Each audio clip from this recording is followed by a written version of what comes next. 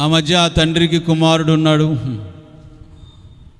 ఆయన తండ్రి విలువ, తండ్రి ప్రేమ, తండ్రి మమకారం తెలుసుకోకుండా ఆయన వ్యతిరేకి అయి నా ఆస్తి నాకు ఇవ్వు, నాకు రావాల్సిన నా భాగం నాకు ఇచ్చేయి, నా టాలెంట్ని బట్టి నేను వ్యాపారం చేసుకుంటానో లేకపోతే నేనేం చేసుకుంటానో నీకు అనవసరం, నాకు రావాల్సిన స్వాస్థ్యం నాకు ఇచ్చేయి, నాకు రావాల్సిన ఆస్తి నాకు ఇచ్చేయి అని తండ్రి దగ్గర మొండికేసి కూర్చున్నాడు.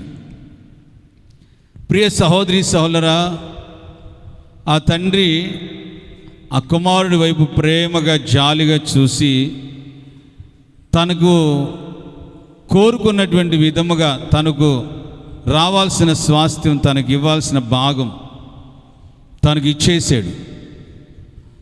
ఆ తండ్రి దగ్గర నుంచి వాడు వెళ్ళిపోయాడు.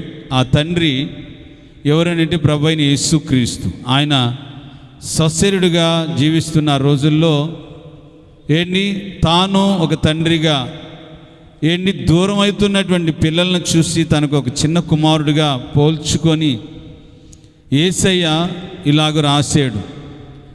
కనుక ప్రియ సహోదరి సహోదరా, వాడికి రావాల్సిన భాగం వాడు తీసుకొని వెళ్ళిపోయి దాన్ని ఏం చేశాడు అని అంటే దుర్లభం చేసి, పాడు చేసి, చివరాఖరికి కష్టాలు పాలై, నష్టాలు పాలై, వ్యాధులు పాలై, దరిద్రమైన బ్రతుకుతున్నాడు. ప్రియ సహోదరి సహోదరా, ఇలాగా దేశం మీద ఇలాగా మన ప్రాంతాల్లో ఎంతోమంది మన కళ్ళకు కనపడుతూ ఉంటారు. నాకు రావాల్సిన భాగం నాకు దయచేయి, ఇవ్వు అని. కానీ కీర్తనా భక్తుడు ఒక మాట అంటున్నాడు, కీర్తనాకారుడు ఒక మాట అంటున్నాడు. 16వ అధ్యాయం 5-6 వచనాలు చదువుతారు బిగ్గరగా. యెహోవా నా స్వాస్థ్య భాగము, నా పానీయ భాగము, నీవే నా భాగమును కాపాడుచున్నావు. చప్పట్లు కొట్టండి గట్టిగా మరి ఒకసారి. బేస్ పెట్టరా, బేస్ పెట్టి షార్ప్ పెట్టి క్లారిటీ పెట్టి. యెహోవా నా స్వాస్థ్య భాగము నీవే. అందరూ అన్నాడు గట్టిగా, నా స్వాస్థ్య భాగము నీవే. ఇప్పుడు ఆడపిల్ల ఉందనుకో, ఆడపిల్ల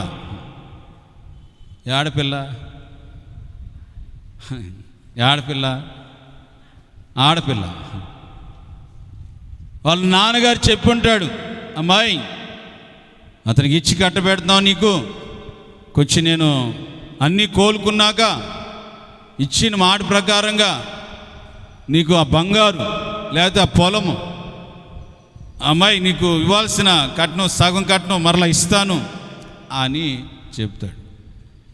పెళ్ళి అయ్యి 1 నెల అయ్యి అవతలికే వాడు రోజు కొడతాడు, పో నీ భాగం నీ తీసుకురాపో, పో నీ భాగం నీ తీసుకురాపో అని. ఆ అమ్మాయి ముక్కు పిండుకుంటా వస్తుంది, నానా డాడీ అనుకుంటా, నాకు ఇవ్వాల్సింది నాకు ఇవ్వండి నాన్న, నాకు ఇవ్వాల్సింది నాకు ఇవ్వండి నాన్న. మీ అల్లుడు గారు అస్సలు ఊరుకోవట్లేదు. నిన్ను ఆడపిల్లని చేసినా, అక్కడ పిల్లని చేసినా, ఈ భాగం కోసం, నీ భాగం కోసం పరుగులెత్తుకుంటూ వస్తున్నవే. తండ్రి దగ్గర ఉందో లేదో అని చూడకుండగా వెంట ఆయన అప్పు చేసేనే సరే నా కూతురు బాగుండాలి అని ఆమెకి ఇవ్వాల్సిన భాగము, ఆమెకి ఇవ్వాల్సిన స్వాస్థ్యము ఆమెకి ఇచ్చే పంపుతాడు. దేవునికి స్తోత్రం చెప్పాలండి, హల్లెలూయా. ఈ రోజున ప్రియ సహోదరి సహోదరా, దేవుని సన్నిధిలో మనలను దేవుడు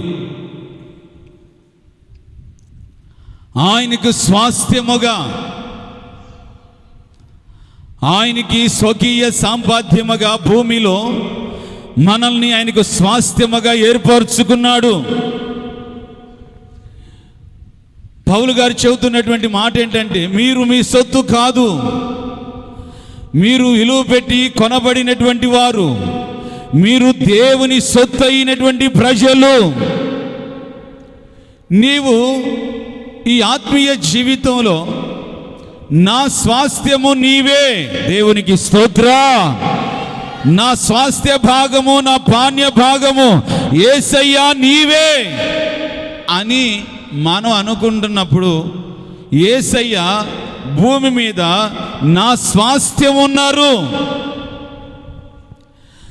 నా స్వాస్థ్యమైన ప్రజలు ఉన్నారు అని మనల్ని చూసి ఎంతో మురిసిపోతాడు, ఎంతో సంతోషిస్తాడు, ఆనందిస్తాడు. మనము ఆయన స్వాస్థ్యము, దేవుని యొక్క స్వాస్థ్యము, స్వాస్థ్య భాగము. ఏ విధమైనటువంటి ఈ స్వాస్థ్య భాగములో ఆశీర్వాదాలు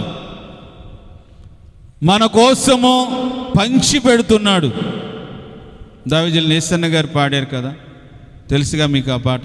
తెలుసా? వచ్చిందా? మనసుకు వచ్చిందా? రాలేదా? నాకే సమృద్ధి, మంచిది. స్వాస్థ్యం నీవే, నా స్వాస్థ్య భాగం నీవే, నా పాణ్య భాగం నీవే, యేసయ్య నా భాగమై ఉన్నావు అని మనము దేవుని సన్నిధిలో మనకు స్వాస్థ్యము, ఆయనకి స్వాస్థ్యం మనము అని ఒక దేవుని సన్నిధిలో ఒక నిర్ధారణ కలిగి ఉన్నటువంటి ప్రజలకి ఏ ఆశీర్వాదాలు, ఎటువంటి దీవెనలు, ఎటువంటి స్వాస్థ్యాలు దేవుడు ఇస్తాడో సూటిగా, తేట తెల్లగా, చక్కగా, వివరంగా అరటికాయ ఒలిచి మీ చేతికి ఇచ్చినట్లుగా చెప్తాను. శ్రద్ధగా తినండి. ఆమేన్. హల్లెలూయా చెప్పాలండి. హల్లెలూయా. 16వ కీర్తన 6వ వచనం, మనోహరమైన స్థలములలో నాకు పాలు ప్రాప్తించెను, శ్రేష్టమైన స్వాస్థ్యము నాకు కలిగేను. చప్పట్లు కొట్టు గట్టిగా, మరి ఇదే పాయింట్. గట్టి కొట్టు గట్టిగా. శ్రేష్టమైన స్వాస్థ్యము నాకు కలిగేను. యెహోవా నా పాణ్య భాగము, యెహోవా నా స్వాస్థ్య భాగము, ఆయన నాకు శ్రేష్టమైన స్వాస్థ్యమును నాకు అనుగ్రహిస్తున్నాడు. స్వాస్థ్యము ఇస్ మీనింగ్ సొంతము. చెప్పండి ఏంటిది? నాది. చెప్పండి ఏంటిది? నాది. తర్వాత నా సొత్తు. చెప్పండి ఏంటిది? నా సొత్తు. నాది, నా స్వాస్థ్యం అని అనగా నాది, నా సొత్తు మనది. ఈ శ్రేష్టమైనటువంటి స్వాస్థ్యం, శ్రేష్టమైనటువంటి స్వాస్థ్యాన్ని దేవుడు మనకు స్వాస్థ్యముగా అనుగ్రహిస్తున్నాడంట. ఈ శ్రేష్టమైన స్వాస్థ్యం, శ్రేష్టమైనటువంటిది ఏమిటిది అని చూస్తే, ప్రియ సహోదరి సోదరా, దినవృత్తాంతాలు రాసిన మొదటి పుస్తకంలో, దినవృత్తాంతాలు రాసిన మొదటి పుస్తకంలో 21వ అధ్యాయం 24వ వచనం, 21వ అధ్యాయం 24వ వచనం, రాజైన దావీదు, నేను నీ సొత్తును ఊరికేమి తీసుకోను, యెహోవాకి దహన బలులను న్యాయమైన క్రయధనమునిచ్చి దాన్ని తీసుకొందునని వర్ణానుతో చెప్పి ఆ భూమికి 6 తులముల బంగారముని ఇచ్చి రాజైన పిమ్మట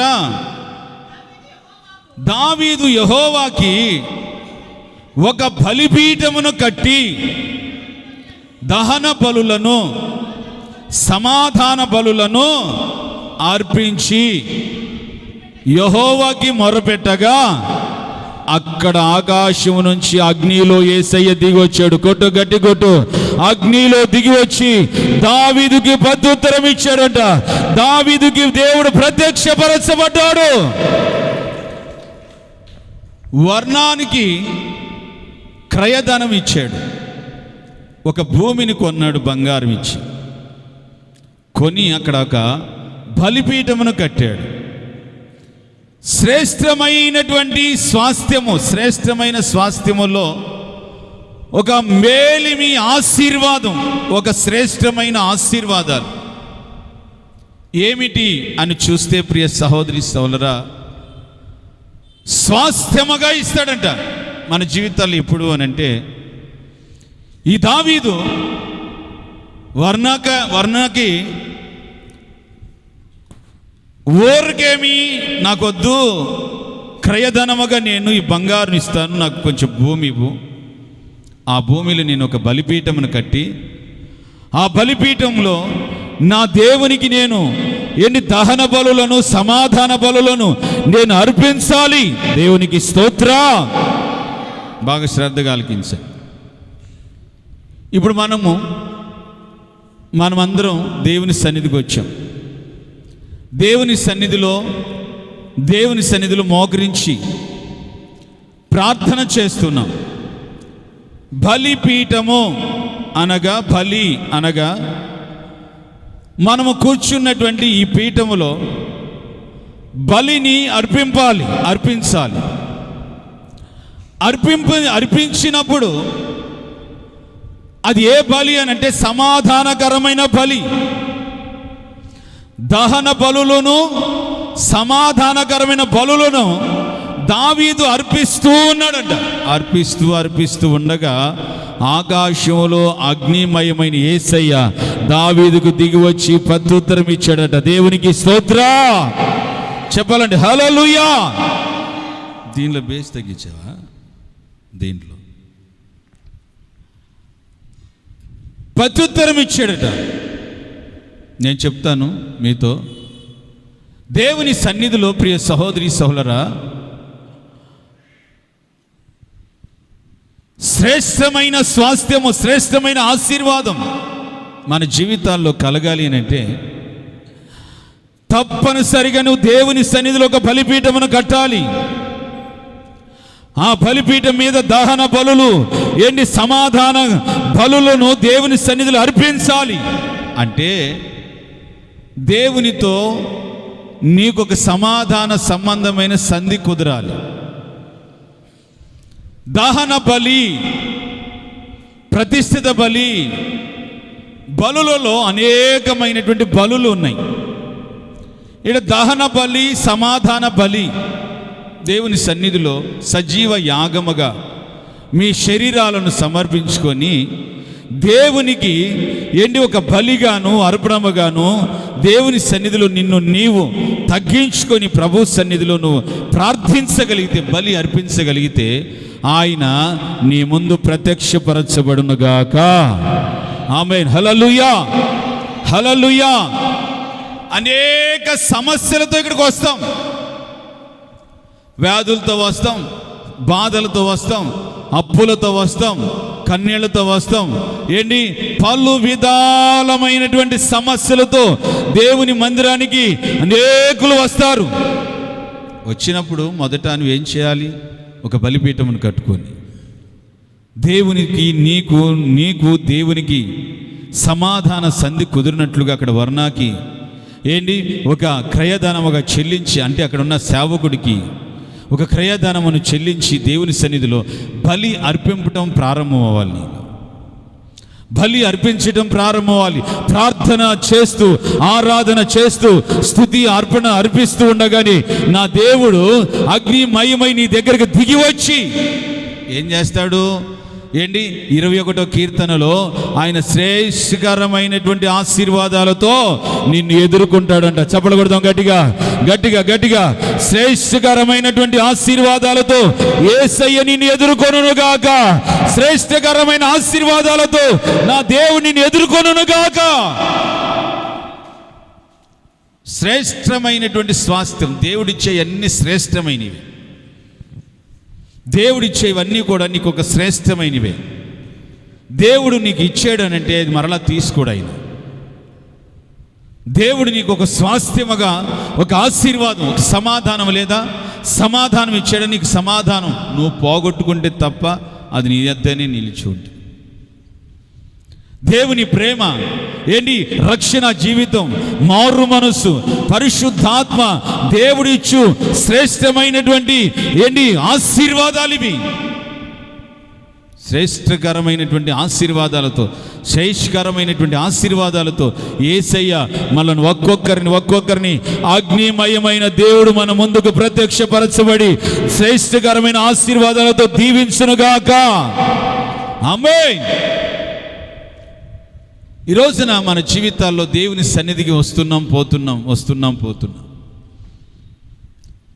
యెహోవా సన్నిధిలో నాకు పాలు ప్రాప్తిస్తాయి, శ్రేష్టకరమైనటువంటి స్వాస్థ్యము నాకు అనుగ్రహిస్తున్నాడు. ఈ రోజున మన జీవితాలలో ఏంటి? దేవుని సన్నిధికి వస్తున్నాం పోతున్నాం. దేవునికి నువ్వొక స్వాస్థ్యముగా, దేవునికి నువ్వొక ఏంటి? దేవుడు నీకు స్వాస్థ్యముగా మార్చబడి ఒక సమాధాన సంధి మీ ఇద్దరి మధ్య కుదిరి నువ్వు యేసయ్యా అని పిలిస్తే అలాగ దిగొచ్చేటట్లుగా ఉండాలి నీ ఆత్మీయ జీవితం. ప్రభువాని ఏంటి కూర్చొని అలా మోకరిస్తూ ఉండగానే నీ ఒళ్ళంతా పులకరించిపోవాలా పరిశుద్ధాత్మ తాకిడితో. ఈ రోజున దేవుని మందిరాలకి ఏళ్ల తరబడి వస్తున్నాం. ఏ ఆశీర్వాదాలు దేవుని సన్నిధిలో స్వాస్థ్యముగా పొందుకున్నావు? ఏ దీవెనలు దేవుని సన్నిధిలో స్వాస్థ్యముగాను పొందుకున్న ఆశీర్వాదాలు, పొందుకున్న శ్రేష్టమైన దీవెనలు పోగొట్టుకొని ఏంటి జీవక్షవాల్లాగా చాలామంది ఏంటి ఊగిసలాడుకుంటూ తిరుగులాడుతున్నారు. ఈ రోజున మన జీవితాలలో ఏంటి? దేవునితో ఒక సమాధాన సంబంధమైన బలిని అర్పించు. బలి అనగా ప్రార్థన. చెప్పండి, బలి అనగా ప్రార్థన. నీ హృదయానికి ఏంటి? దేవునికి నీ హృదయ అంతరంగంలో నీ ఆత్మకు ఒక చక్కటి సంధి కుదిరేటట్లుగా సమాధానపరచబడు. సమాధాన సంబంధమైన ఈ బలులను అర్పించు. అప్పుడు దేవుడు ఏంటి? ఆయన అగ్నిమయమై నీ దగ్గరికి దిగివచ్చి ఆయన దిగివచ్చి అలా చూసి, అలా మౌనంగా చూసి వెళ్ళిపోతాడా? వెళ్ళిపోడు. అలా చూసి, అలా మౌనంగా చూసి నువ్వు ఏడుస్తూ ఎక్కెక్కి పెట్టి ఏడుస్తూ ఉంటే ఆ కన్నీళ్ళు ఎలాగ ఇటుగారుతున్నాయా అని చూసి వెళ్ళే దేవుడు కాదైనా. నీలో విశ్వాసం ఉంటే, నీలో అచంచలమైనటువంటి ఆయన మీద సమాధానం పడినటువంటి మనస్సు నీ కలిగి ఉంటే తప్పనిసరిగా ఆయన జ్యోతిర్మయుడిగా అగ్నిమయమై నీ ముందుకు దిగివచ్చి నా దేవుని యొక్క శ్రేష్టమైన స్వాస్థ్యమైనటువంటి ఆశీర్వాదం నా దేవుడు నీకు కలుగచేయునుగాక. ఆమేన్. హల్లెలూయా చెప్పాలండి. హల్లెలూయా, హల్లెలూయా. కనుక ప్రియ సహోదరి సోదరులారా, దేవుని సన్నిధిలో ఈ రోజున ఏంటి? మనము దేవునికి ఒక స్వాస్థ్యం, దేవుడు మనకు ఒక స్వాస్థ్యం. ఏంటి? ఈ స్వాస్థ్యమై ఉన్నటువంటి మనలో ఏమి పనికిరానిటువంటి వారముగా, ఏమి నిష్ప్రయోజనకరమైనటువంటి వారముగా మనం ఉండకూడదు. ఎందుకంటే యేసయ్య మనలందరినీ ఎంతగానో ప్రేమించి ఆయన రక్షణ ఇచ్చి మనలందరినీ ఒక కుటుంబంగా, ఒక సంఘముగా ఆయన కోసం, ఆయన యొక్క రాజ్యము కోసం, తేజవాసుల స్వాస్థ్యము కోసం మనలందరినీ రక్షించాడు. దేవునికి స్తోత్రం చెప్పాలండి. హల్లెలూయా. గడి చెప్పాలి. హల్లెలూయా. తేజవాసుల స్వాస్థ్యము కోసం మనలందరినీ కాపాడుకున్నాడు. ఎఫెసీలకు రాసినటువంటి పత్రికలోను, కొలస్సీలకు రాసినటువంటి పత్రికలోను, ఫిలిప్పీలోను మనలందరినీ ఈ తేజవాసుల స్వాస్థ్యము కోసం ప్రభు అయినటువంటి యేసుక్రీస్తు మనలందరినీ నిర్ణయించుకున్నాడంట, మనలందరినీ ఏర్పరచుకున్నాడంట. భూకొండల్లో నుంచి తేజవాసుల స్వాస్థ్యము కోసం, స్వాస్థ్యమును పొందటం కోసం ఈ భూమి మీదే పరలోకపు ఆశీర్వాదాలు పొందుతూ, పరలోకపు ఆశీర్వాదాలు అనుభవిస్తూ దేవునికి ఒక సమాధానకరమైనటువంటి ఒక స్వాస్థ్యంగా నువ్వు దేవుని సన్నిధిలో మార్చబడితే తప్పక దేవుని యొక్క ఆశీర్వాదాలన్నీ మన సొంతమగునుగాక. ఆమేన్. హల్లెలూయా చెప్పాలండి. హల్లెలూయా. చూడండి, వాడు ఏంటి ఆయన ఎవరోనంటే సిరి సంపదలు కలిగినటువంటి ఏంటి సమృద్ధి కలిగినటువంటి ఒక గని యేసయ్య. ఆయన నీకు ఒకటి ఇచ్చాడు, ఆయన దగ్గర నుంచి రక్షణ అనేటువంటి ఒక కాయిని ఇచ్చాడు. ఇంకా ఆయన దగ్గర చాలా ఉన్నాయి. ఏంటి కృపావరాలు ఉన్నాయి, ప్రేమ ఉంది, ఏంటి నీకు సమృద్ధిగా ఇవ్వగలిగినటువంటి సంపద ఉంది, చాలా ఉన్నాయి. ఈ రోజున ఓన్లీ ఏంటి ఒక చిన్న అనుభవం పొందుకొని దానిలోనే ఏంటి చాలామంది నిలిచారు, దానిలో కూడా చాలామంది పోగొట్టుకొని ఈరోజు నిస్సహాయ స్థితిలో ఉంటున్నారు. కనుక మన జీవితాలలో దేవుని యొక్క స్వాస్థ్యం దైవజనులు యేసన్న గారు పాడుతున్నారు.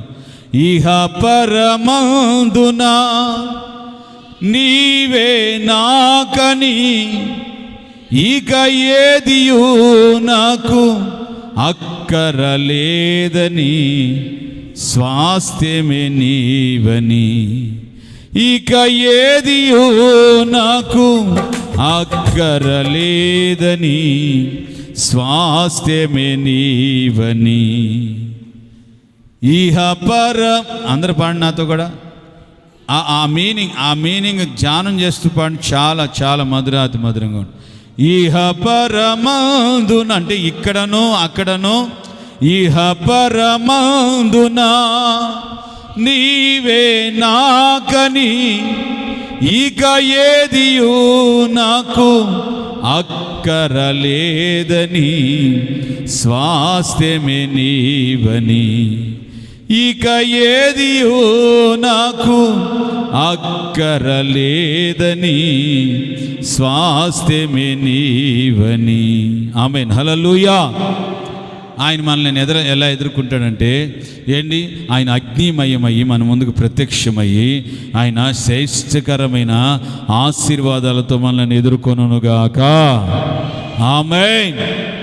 ఈ రోజున మన జీవితాలలో ఏంటి, దేవుడు నా సొంతం, నేను దేవునికి సొంతం, దేవుడు ఏంటి నా ప్రియుడు, నేను అతని దానను అని చెప్పుకుంటూ ఉన్నాం. ఏంటి, నేను దేవుని మనిషిని, ఏంటి దేవుడు నా మనిషి, లేకపోతే నేను ఓసన్న మందిరపు విశ్వాసిని, ఓసన్న చర్చి నాది మాది అని మనం అనుకుంటున్నాం. మంచిదే, కానీ దాని ద్వారా ఆయన ద్వారా ఆశీర్వాదం అనేది అనుభవిస్తున్నారా? ఆ శ్రేష్టమైనటువంటి ఆశీర్వాదాలు అనుభవిస్తున్నావా? శ్రేష్టమైన దీవెనలు ఏంటి, మీ కళ్ళ ఎదుట అదుగదుగుదుగు పలానా చోట బంగారు కుప్ప పెట్టాడు, వేసి తీసుకుపోయి పరిగెత్తారు, ఇప్పుడే లేచి పరిగెడతారు. అదిగో అక్కడ ఇల్లు కట్టాడు, మీ పేరును రాశారు, మీకు తెలీదా, మీకు పట్టా కూడా వచ్చింది, పరిగెత్త అంటే పాస్ గారి మళ్ళీ వస్తానని చెప్పేసి పరిగెత్తుకుని పోతారు. పోయి ఇల్లు ఉంది అంటారు. ఈ లోకంలో ఉన్నటువంటి తుచ్చమైన కనుమరుగైపోయే వాటి గురించి కాదు, కానీ ఆయన తేజవాసుల స్వాస్థ్యానికి పనికొచ్చే ఆశీర్వాదాలు ఏంటో తెలుసా? రక్షణ, సమాధానం, మారు మనసు, పరిశుద్ధాత్మ, ఏంటి ఇవి విలువ కలిగినటువంటి ఆత్మీయ వరములు. ఇవి నిజమైన తేజవాసుల స్వాస్థ్యానికి మనల్ని అందరిని సిద్ధపరిచే ఆశీర్వాదాలు. చప్పలు కొట్టు గట్టిగా, నిజమైనటువంటి ఆశీర్వాదాలు, నిజమైన ఆశీర్వాదాలు, నిజమైన ఆశీర్వాదాలు. దావీదు సమాధాన సంబంధమైన బలిలు అర్పింపజేసాడంట. అప్పుడు అతనికి ఎదుటికి అగ్నిమయమైనటువంటి దేవుడు దిగి వచ్చి అతనితో ఏంటి ప్రత్యుత్తరం ఇచ్చి మాట్లాడటం ప్రారంభించి, నీకేం కావాలి దావీదా? ఆదివారం వచ్చావు, బాగానే పెద్దగానే ఆవులిస్తున్నావు, ఏ భారం లేకుండగా, బాగానే సెల్ ఫోన్లు గెలుక్కుంటా కూర్చున్నావు, ఏ బాధ్యత చింత లేకుండగా, నీకేం కావాలి? ఎందుకు వచ్చావు? దేవుని మందిరానికి కాలయాపాలు చేయడానికి వచ్చావా, లేకపోతే హృదయ భారముతో వచ్చావా? దావీదా, దేనికి వచ్చావు ఇక్కడికి?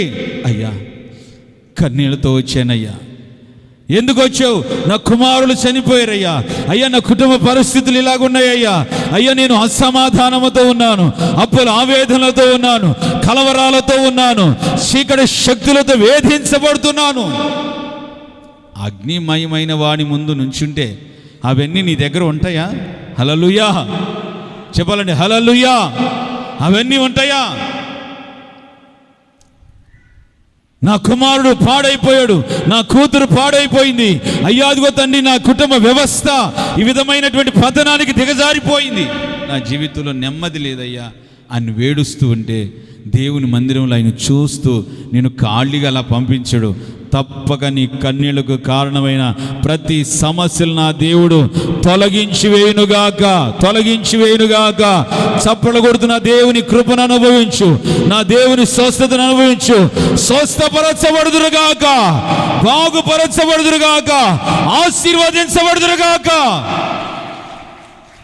ఆమేన్. హల్లెలూయా చెప్పాలండి. హల్లెలూయా. ఏ కారణాలతో ఇక్కడికి వచ్చారో, ఏ సమస్యలతో ఇక్కడికి వచ్చారు, తప్పక నా దేవుని యొక్క సన్నిధిలో ఆయన శ్రేష్టమైన తేజవాసుల స్వాస్థ్యంలో పాలివారమగినట్లుగా అట్టి ఆశీర్వాదాలతో ఒక్కొక్కరిని ఆశీర్వదించునుగాక. ఆమేన్. ఒక్కొక్క పాయింట్లో ఎక్కువ ఎక్స్ప్లెయిన్ చేస్తే సమయం లేదు, టూకీగా చెప్పుకుంటా ఒక్కొక్క రెఫరెన్స్ లేకపోతే రెండో రెఫరెన్స్ చూపించుకుంటే ముందుకు వెళ్దాం. రెండవదిగా ఫిలిప్పీలకు రాసినటువంటి పత్రిక, ఫిలిప్పీ 3వ అధ్యాయం 5వ వచనం. 8 దినమున సున్నతి పొంది తిని ఇశ్రాయేలీల వంశపు వాడైన బెన్యామీను గోత్రములో పుట్టి హెబ్రీల సంతానమైన హెబ్రీయుడనై ధర్మశాస్త్ర విషయములో పరిసయ్యుడనై ఆసక్తి విషయములో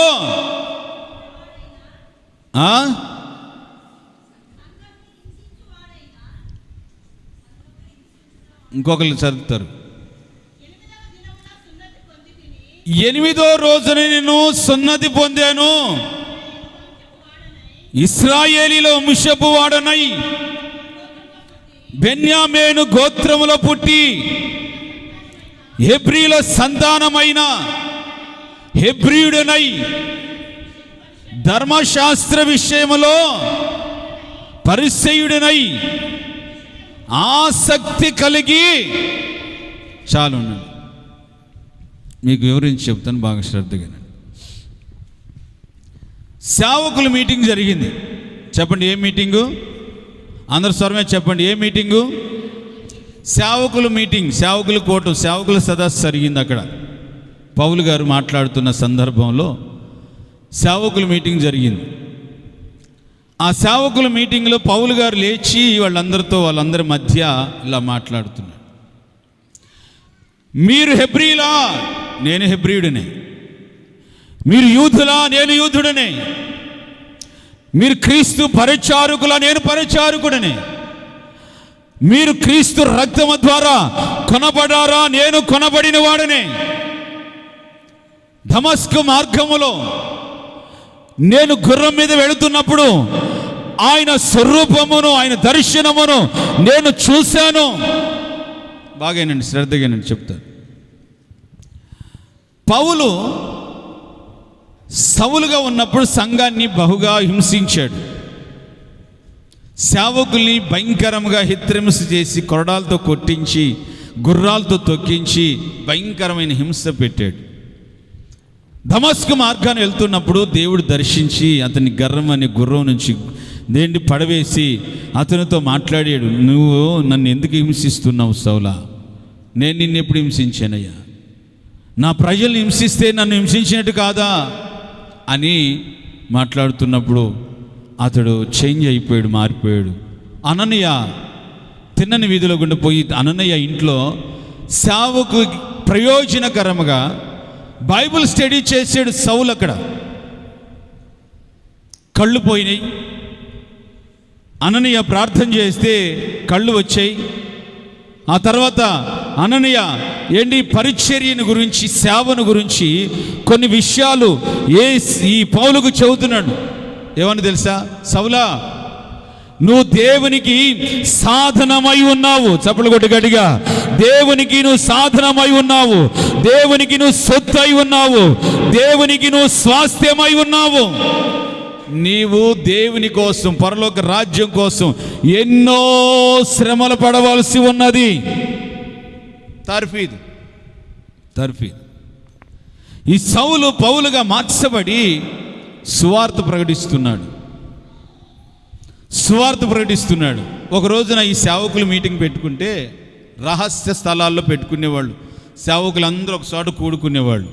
రహస్య అండర్ గ్రౌండ్ వాళ్ళకుండే సెల్స్లో వాళ్ళందరూ కూడుకునేవాళ్ళు. సేవకులందరూ పేతురు, యోహాను, ఆంద్రేయ, బత్లిమయ వీళ్ళందరూ చాలామంది కూడుకొని సేవా పరిచర్య విధానాలన్నీ చెప్పుకునేవాళ్ళు, మాట్లాడుకునేవాళ్ళు. మరలా తర్వాత నేను ఇప్పుడు దాకా ఈ ఊరు పోయి వచ్చాను, నువ్వు ఈ ఊరు పో, నేను ఇక్కడ ప్రసంగం చేస్తే 3,000 మంది బాప్తిస్వాలు పొందారు అని పేతురు గారు చెప్పారు. అలా జరుగుతుంటే తిన్నగా పౌలు ఎంటర్ అయ్యాడు. పౌలు వస్తే వాళ్ళందరూ భయపడిపోయారు. వాళ్ళందరూ అదొక రకంగా చూస్తున్నారు పౌల్ని. హింసకుడు వచ్చాడు, ఎవడిని ఏం చేస్తాడోరా, ఈడు ఒకవేళ మారు వేషంతో వచ్చాడేమో, ఈడు ఒకవేళ హృదయంలో కక్ష కార్పుణ్యాలతో ఇక్కడికి వచ్చాడేమో, ఎవరిని ఏం చేస్తాడని సౌల్ని మిగిలిన సేవకులు, మిగిలిన శిష్యులంతా ఏమంటున్నారు తెలుసా? నువ్వు హింసకుడవు, దూషకుడవు, నీవు హానికరుడవు అని అంటే పౌలు అప్పుడు రోషంతో చెబుతున్నాడు. ఏమన్నా తెలుసా? మీరు క్రీస్తు పరిచారకులా, నేను పరిచారకుడిని. మీరు దేవునికి స్వాస్థ్యులా, నేను స్వాస్థ్యుడనే.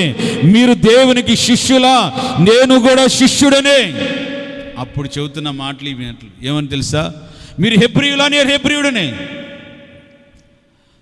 క్రీస్తు కోసం నేను పట్టబడ్డాను. ఆయన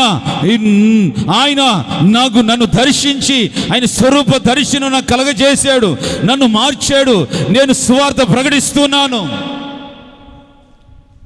ఆయన నాకు దర్శనమిచ్చి దర్శనం ప్రకారంగా నన్ను నడిపిస్తున్నాడు. నేను దేవుని సొత్తుని, నేను దేవుని యొక్క స్వాస్థ్యాన్ని, నేను దేవునికి విలువ పెట్టి కొనబడినటువంటి వాడను.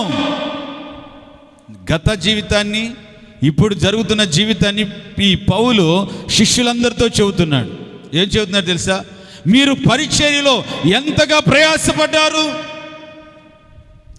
నేను ఆకలి తప్పుల్లోను, ఉపవాసాల్లోను, జాగారాల్లోను ఓడ బద్దలైపోయి ఒక రాత్రి పగలు చెక్క మీదే సముద్రంలో నడి సముద్రంలో నున్నాను. రాళ్ల దెబ్బల చేత, కన్నీళ్ల చేత, అవమానాల చేత, స్వజనుల ద్వారా, అన్యజనుల ద్వారా హింసించబడిన వాడను. నాకంటే మీరు ఎక్కువగా ప్రయాసపడ్డారా అని. మీరు దేవునికి స్వాస్థ్యులా, నేను స్వాస్థ్యుడనే. దేవునికి స్తోత్రా. ఇప్పుడు నేను మీ దగ్గరకు వస్తున్నా. మీరు నా దగ్గరికి రండి. ఆమేన్. హల్లెలూయా చెప్పాలండి. హల్లెలూయా. ఎవరు ఏ పిలుపుతో పిలువబడ్డారో, ఎవరు ఏ కాలములో దేవుని సన్నిధికి వచ్చారో, ఎవరు ఏ విధంగా రక్షించబడ్డారో. శిష్యుల్లో ఒకసారి భేదం వచ్చింది. ఏమొచ్చింది తెలుసా? నేను గొప్పరా, నేను గొప్ప, నేను సీనియర్ రా, నేను గొప్పరా, నేను దిబ్బరా అని గొడవలు, అలజళ్ళు చెప్పుకుంటు. నాకు టాలెంట్స్ ఇచ్చాడ్రా, అసలు నాకు తాళపు గుర్తు ఇచ్చాడ్రా, నాకు మంచి టాలెంట్ ఉంది, నన్ను ప్రియమైన వాడినిగా ఇస్తున్నాను, ప్రియమైన ఒకళ్ళు. అవన్నీ కాదు. బోధకుడి దగ్గరికి పోయి మాట్లాడుకుందాం, డిసైడ్ చేసి మాట్లాడుకుందాం. ఆయన చెప్పాలా, ఆయన నిర్ణయం ఈరోజు తేలాలి అని తిన్నగా యేసుక్రీస్తు దగ్గర వచ్చి ఆయన ఒక్క మాటలో తేల్చి చెప్పాడు. ఎవరు పరిచారకుడై ఉంటాడో వాడు గొప్పవాడు. చప్పట్లు కొడదామా గట్టిగా గట్టిగా గట్టిగా గట్టిగా. ఎవడు తగ్గించుకొని పరిచారకుడై చిన్న పిల్లవాడు వలె ఉంటాడు వాడు గొప్పవాడు. మీరు హెబ్రీలా, నేను హెబ్రీయుడనే. మనం అనేక కులాల నుంచి, అనేక మతాల నుంచి దేవుని రక్తం చేత కడగబడి ఇక్కడికి వచ్చాం. హల్లెలూయా చెప్పాలండి. హల్లెలూయా. దేవుని రక్తం చేత కడగబడి కొనబడి మనం అందరూ ఇక్కడికి వచ్చాం. ఇక్కడికి మళ్ళీ వద్దాము. మొదటి దినవృత్తాంతాల పుస్తకంలోకి ఒకసారి వెళ్ళేసి వద్దాం. మొదటి దినవృత్తాంతాలు రాసినటువంటి పుస్తకంలోనికి ఒకసారి వెళ్ళి వద్దాము. ఇక్కడికి 11వ అధ్యాయం 8వ వచనం చదువుతారు. 11వ అధ్యాయం 8వ వచనం. దావీదు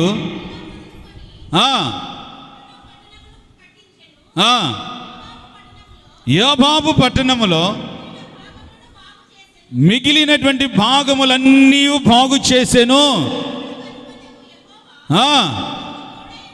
అతనికి తోడై ఉండగా దావీదు ఈ ప్రకారము అంతకంతకు అధికుడగుచూ ఉన్నాడట. దేవునికి స్తోత్రం చెప్పాలండి, హల్లెలూయా.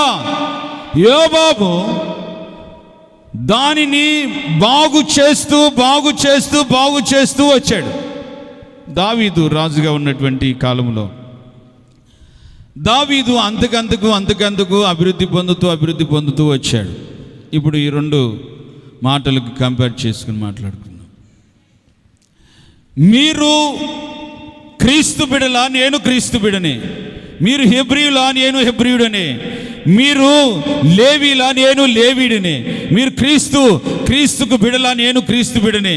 క్రీస్తుకు సేవకులా, నేను క్రీస్తు సేవకుడినే అని మాట్లాడుతూ వచ్చి వాళ్ళందరికీ తనలో ఉన్నటువంటి గతించిపోయిన జీవితం, ఇప్పుడున్నటువంటి పొందిన జీవితాన్ని ఆడందరికీ చాటి చెప్పి వాళ్ళందరి నోరు మోయించేశాడు. దేవునికి స్తోత్రం చెప్పాలండి, హల్లెలూయా చెప్పాలి, హల్లెలూయా.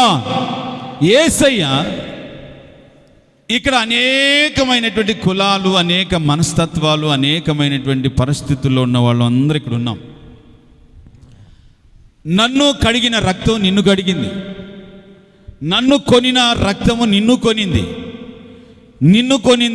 కొనింది మనలందరినీ కొని ఇదిగో ఆయన యొక్క స్వాస్థ్యముగా దేవుడు ఇక్కడ తీసుకొచ్చి పెట్టుకున్నాడు.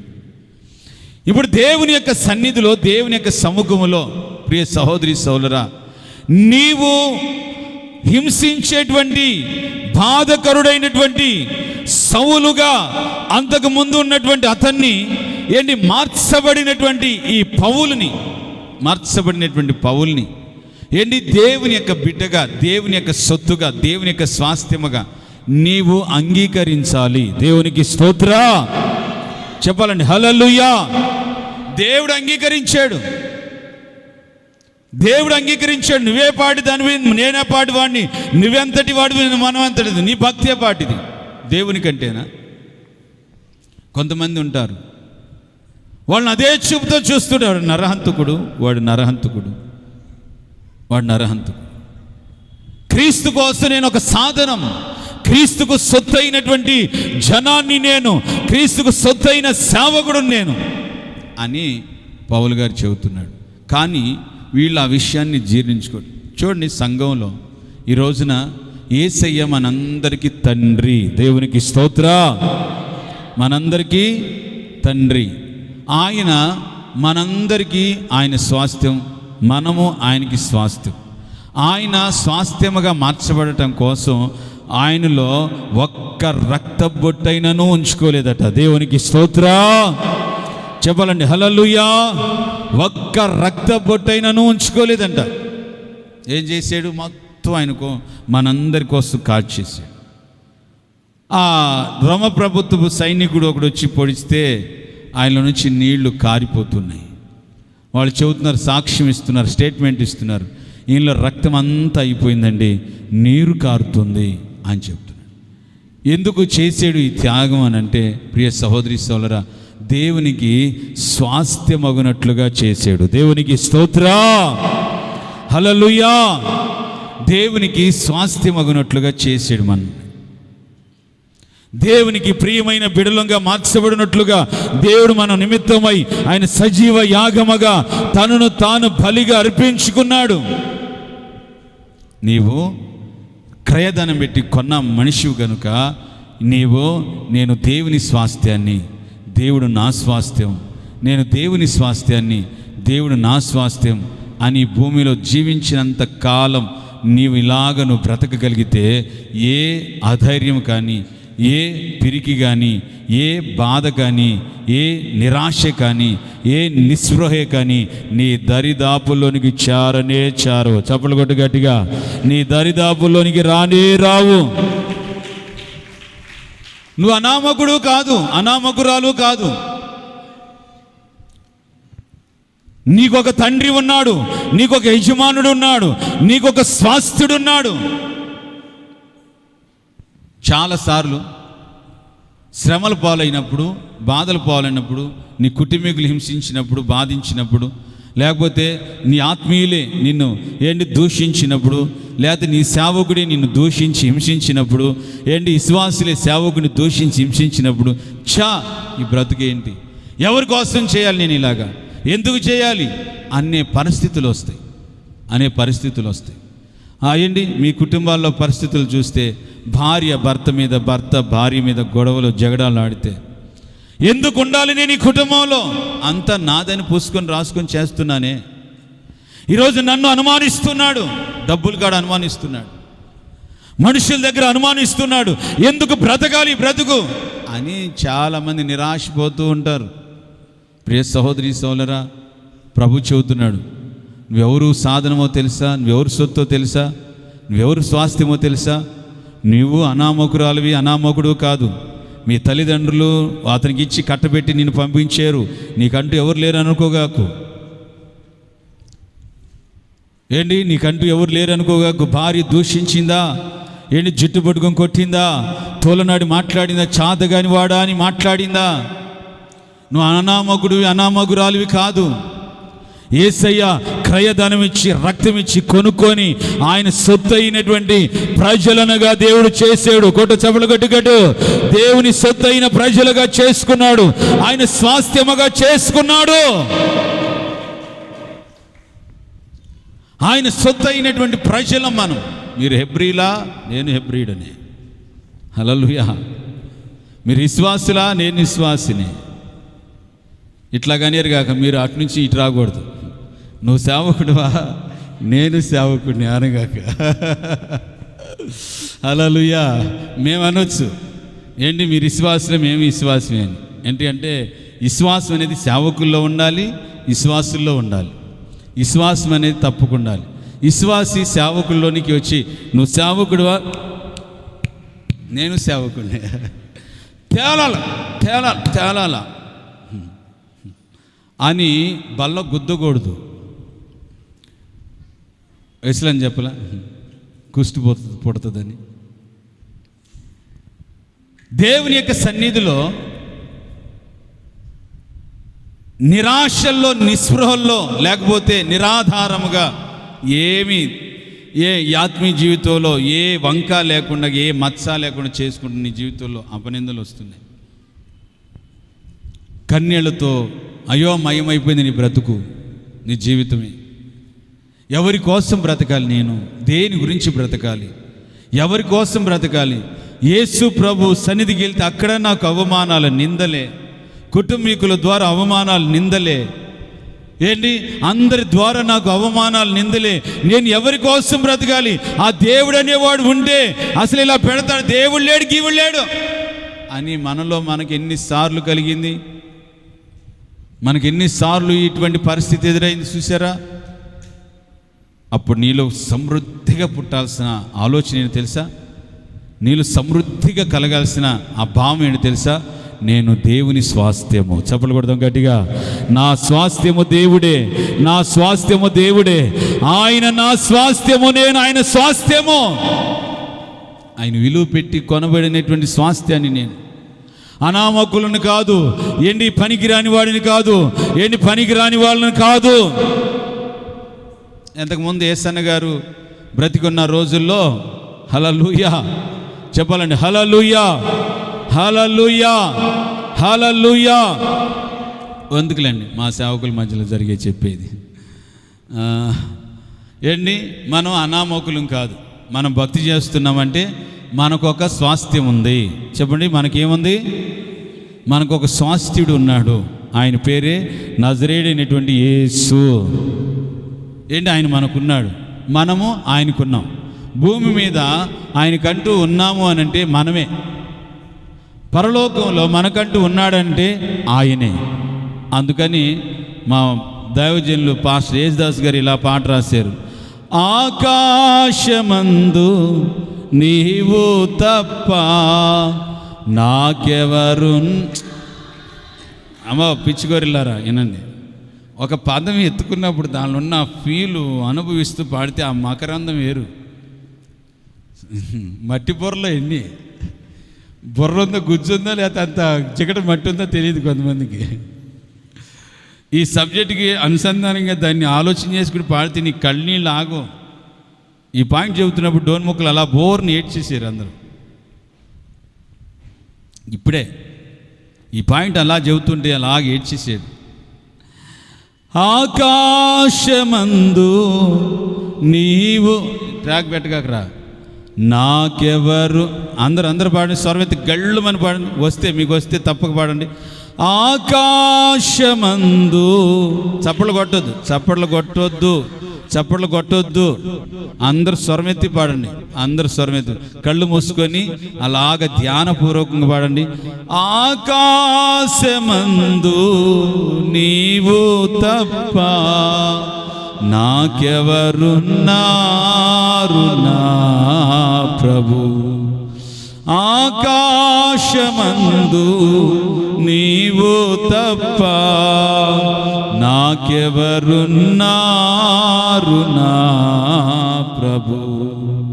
స్తుతి పాత్రుడా, స్తోత్రార్హుడా, తులందుకో పూజార్హుడా.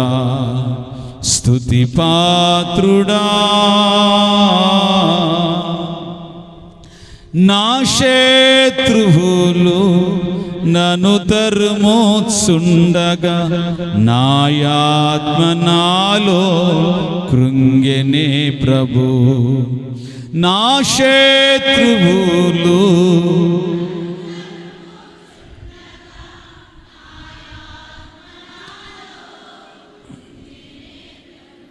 నా ప్రాణ స్నేహితులు నన్ను చూచి దూరాన నిలిచేరు నా ప్రభు.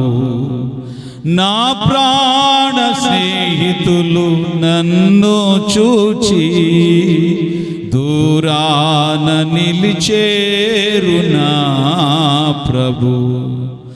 నీ వాక్య ధ్యానమే నా త్రోవకు వెలుగై నన్ను నింపెను నీ సన్నిధిలో నీ సంగములో. నీ వాక్య ధ్యానమే నా త్రోవకు వెలుగై నన్ను నిల్పెను నీ సన్నిధిలో నీ సంగములో. ఆమేన్. హల్లెలూయా చెప్పాలండి. హల్లెలూయా. భక్తి చేస్తున్న నీ జీవితంలో ఎవ్వరూ లేరనుకోగా, నిరాధారుణ్ణి, త్రోసిపుచ్చబడిన వాడిని, ఎన్నిక లేని వాడిని, నీ బంధువులు కూడా నిన్ను చాలాసార్లు నిన్ను దూషించి నిరాకరించుంటారు. నీకా డబ్బు లేదని, పేదరాలు అని, ఆస్తి అంతస్తు లేదని, పెళ్ళికి వచ్చినప్పుడు ఏ నగలు నీ కాళ్ళు లేవని నిన్ను అదొకలాగా చూసి నిన్ను దూరం పెట్టారేమో. ఏంటి నిన్ను కించపరుస్తూ, ఏంటి నీ గురించి చాటుగా చెప్పుకొని హేళన చేస్తూ మాట్లాడుకున్నారేమో. నీకెవరు లేరనుకోవద్దు. వాళ్ళు ఈ లోకంలో సంపద ఉండొచ్చు, మన పౌరస్థితి పరలోకమందు ఉన్నది. చెప్పులు కొడదాం గట్టిగా. మనకంటూ పౌరస్థితి ఉన్నది, మనకంటూ ఒక స్వాస్థ్యం ఉన్నది, మనకంటూ ఒక స్వాస్థ్యుడైన నజరేయుడైన యేసు ఉన్నాడు. గట్టిగా చెప్పులు కొడుతూ, నజరేయుడైన యేసు ఉన్నాడు. నేను ఆయన స్వాస్థ్యము, ఆయన నా స్వాస్థ్యము. నీవే నాకని నేనే నీకని, అందరూ అనండి. నీవే నాకని నేనే నీకని నాకై విజ్ఞాపన చేయుచున్నావని. అమ్మాయి హల్లెలూయా చదగడిగా. హల్లెలూయా హల్లెలూయా. చెప్పండి, మన స్వాస్థ్యం ఎవరు? అందరు స్వరమే చెప్పండి, గట్టి చెప్పండి. మన స్వాస్థ్యం ఎవరు? అందరు స్వరమే చెప్పండి. మన స్వాస్థ్యం ఎవరు? మీ మధ్యలో మిమ్మల్ని ఎవరైనా కానీ నువ్వు విశ్వాసే కాదు, నోర్ము షడప్, నువ్వు విశ్వాసివా, నేను విశ్వాసిని. నువ్వు హెబ్రీడువా, నేను హెబ్రీడునే. హల్లెలూయా చెప్పాలండి. హల్లెలూయా. నోర్మై, నువ్వు విశ్వాసం, నువ్వు వస్తున్న మందిరి విశ్వాసం, నేను విశ్వాసిని. నేను రీసెంట్గా వచ్చా, నువ్వు ఎప్పుడో వచ్చావు. నువ్వు ఎప్పుడో వచ్చి ఉంటావు, నేను రీసెంట్గా వచ్చా. నువ్వు అప్పుడు రక్తం చేత కడగబడ్డావు, అదే రక్తం చేత నేను ఇప్పుడు కడగబడ్డా. ఆ యేసు ప్రభువే, ఈ యేసు ప్రభు, ఆయన్నే నేను నమ్ముకున్నా అని దేవుని సన్నిధిలో ఒక పవర్ స్థితి కలిగి ఒక స్వాస్థ్యమైనటువంటి బలము పొందుకొని దేవుని సన్నిధిలో ఒక ఆదరణ, ఒక నిబ్బరము, ఒక ధైర్యము, స్థైర్యము కలిగి దేవుని సన్నిధిలో మనం కొనసాగించబడాలి. ఈ లోకంలో రక్త సంబంధికుల ద్వారా ఆదరణ ఉండదు, ఆత్మీయుల ద్వారా ఆదరణ ఉండదు. ఈ లోకంలో ఎటు చూసినా అందరూ నిరాకరించువారే, దూషించువారే. సౌలు పౌలుగా మారిన తర్వాత కూడా ఆ సేవకుల మీటింగ్లో సౌలుని అదొక రకంగా ఎబ్బెట్టిగా చూశారంట. అమ్మోయుడు హంతకుడు కదా అని రోషంగా చెబుతున్నాడు. మీరు హెబ్రీలా, నేను హెబ్రీయుడినే. మీరు క్రీస్తు పరిచారకులా, నేను క్రీస్తు పరిచారకుడిని. మీరు విశ్వాసులా, నేను విశ్వాసిని. మీరు హోసన్న సహవాసం చెందిన వాళ్ళు, నేను చెందినవాడిని.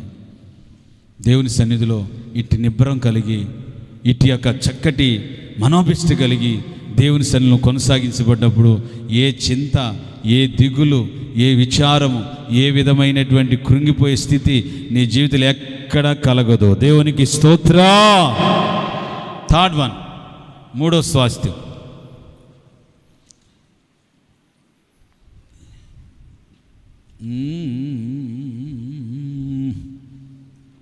లేవియాకాండం 20వ అధ్యాయం 24వ వచనం. లేవియాకాండం 20వ అధ్యాయం 24వ వచనం. నేను ఈ పూట మీతో చెబుతున్న మాట ఇదే, మీరు వారి భూమిని స్వాస్థ్యముగా పొందుతారు. పాలు తేనెలు ప్రవహించు దేశము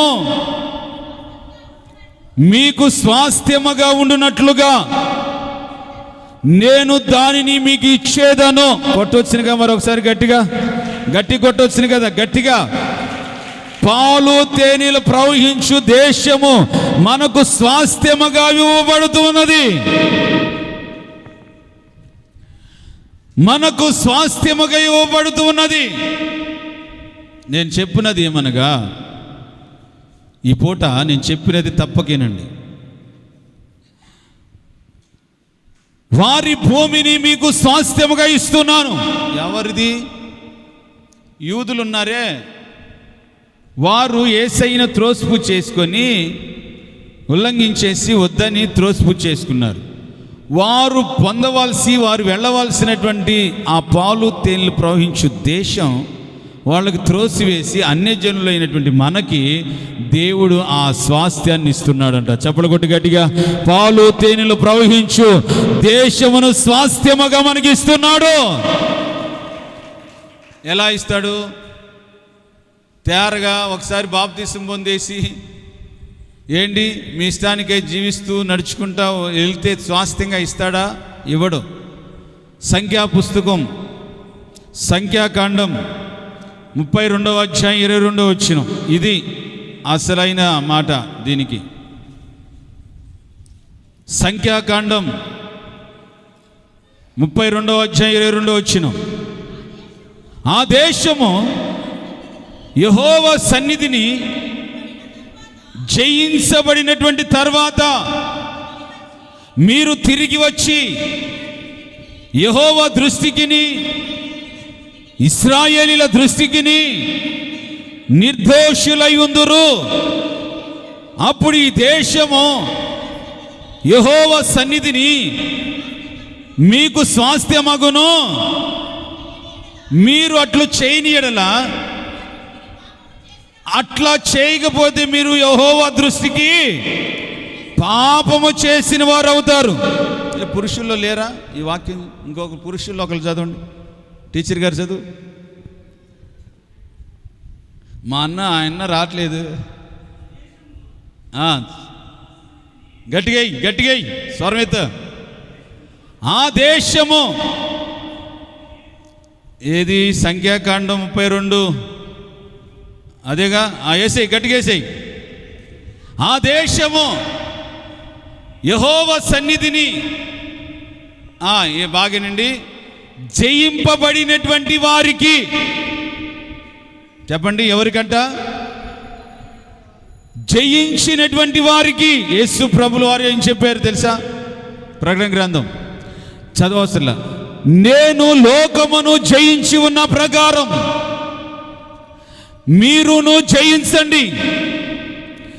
జయింపబడినటువంటి వారికి పాలు తేనెలు ప్రవహించు దేశము వారికి స్వాస్థ్యముగా ఇస్తాను. చప్పట్లు కొట్టు గట్టిగా.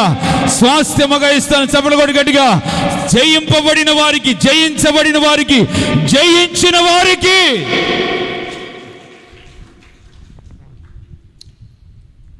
జయించిన వారితో కలసి నీ సింహాసనము నే చేరగా, ఎవరికి తెలియని ఓ క్రొత్త పేరుతో నిత్య మహిమలో నన్ను పిలిచే ఆ శుభవేళ.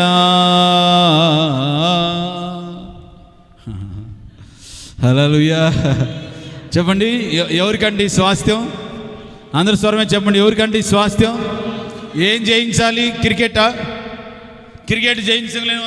కప్పు వరల్డ్ కప్పు అది ఈ లోకమోటికి ఆ కప్పు, పరలోకానికి లేదు వాళ్ళకి. ఏం జయించావు? ఏం జయించాలి? నీవు పాపమును జయించాలి. ఏంటి? ఈ లోకములో ఎవరెవరి దగ్గర తెలిసే నిర్దోషిగా యథార్థవంతులుగా నిరూపించుకోవాలి. ఇశ్రాయేలీయుల ఎదుట, లేవీయుల ఎదుట, ఏంటి ఇశ్రాయేలీయుల 12 గోత్రాల ప్రజలు ఎదుట మనం నిర్దోషులని అనపబడాలి. వాళ్ళ ద్వారా అనిపించుకోవాలి, వీళ్ళు నిర్దోషిరా అని. ఒక గోత్రపోలు కాదండి, 12 గోత్రికులు అన్నారు. అందుకే యేసు ప్రభు కొత్త నిబంధనలు ఏమంటాడు తెలుసా? శాస్త్రుల నీతి కంటే, పరిసయ్యుల నీతి కంటే, సద్దుకాయల నీతి కంటే మీ నీతి అధికము కాని ఎడలా విమర్శ దినాన మిమ్మల్ని గురించి తీర్పు తీర్చబడాల్సి వస్తుంది. చెప్పండి, ఏమవుతుందంట? వీళ్ళెవరు? పాత నిబంధన భక్తులు. ఏంటి? శాస్త్రుల నీతి కంటే, పరిసయ్యుల నీతి కంటే, సద్దుకాయల నీతి కంటే మీ నీతి అధికము కాకపోతే, మీరు జయించకపోతే మీరు పొందవలసిన స్వాస్థ్యమైన దేశంలోనికి మీరు పొందలేరు.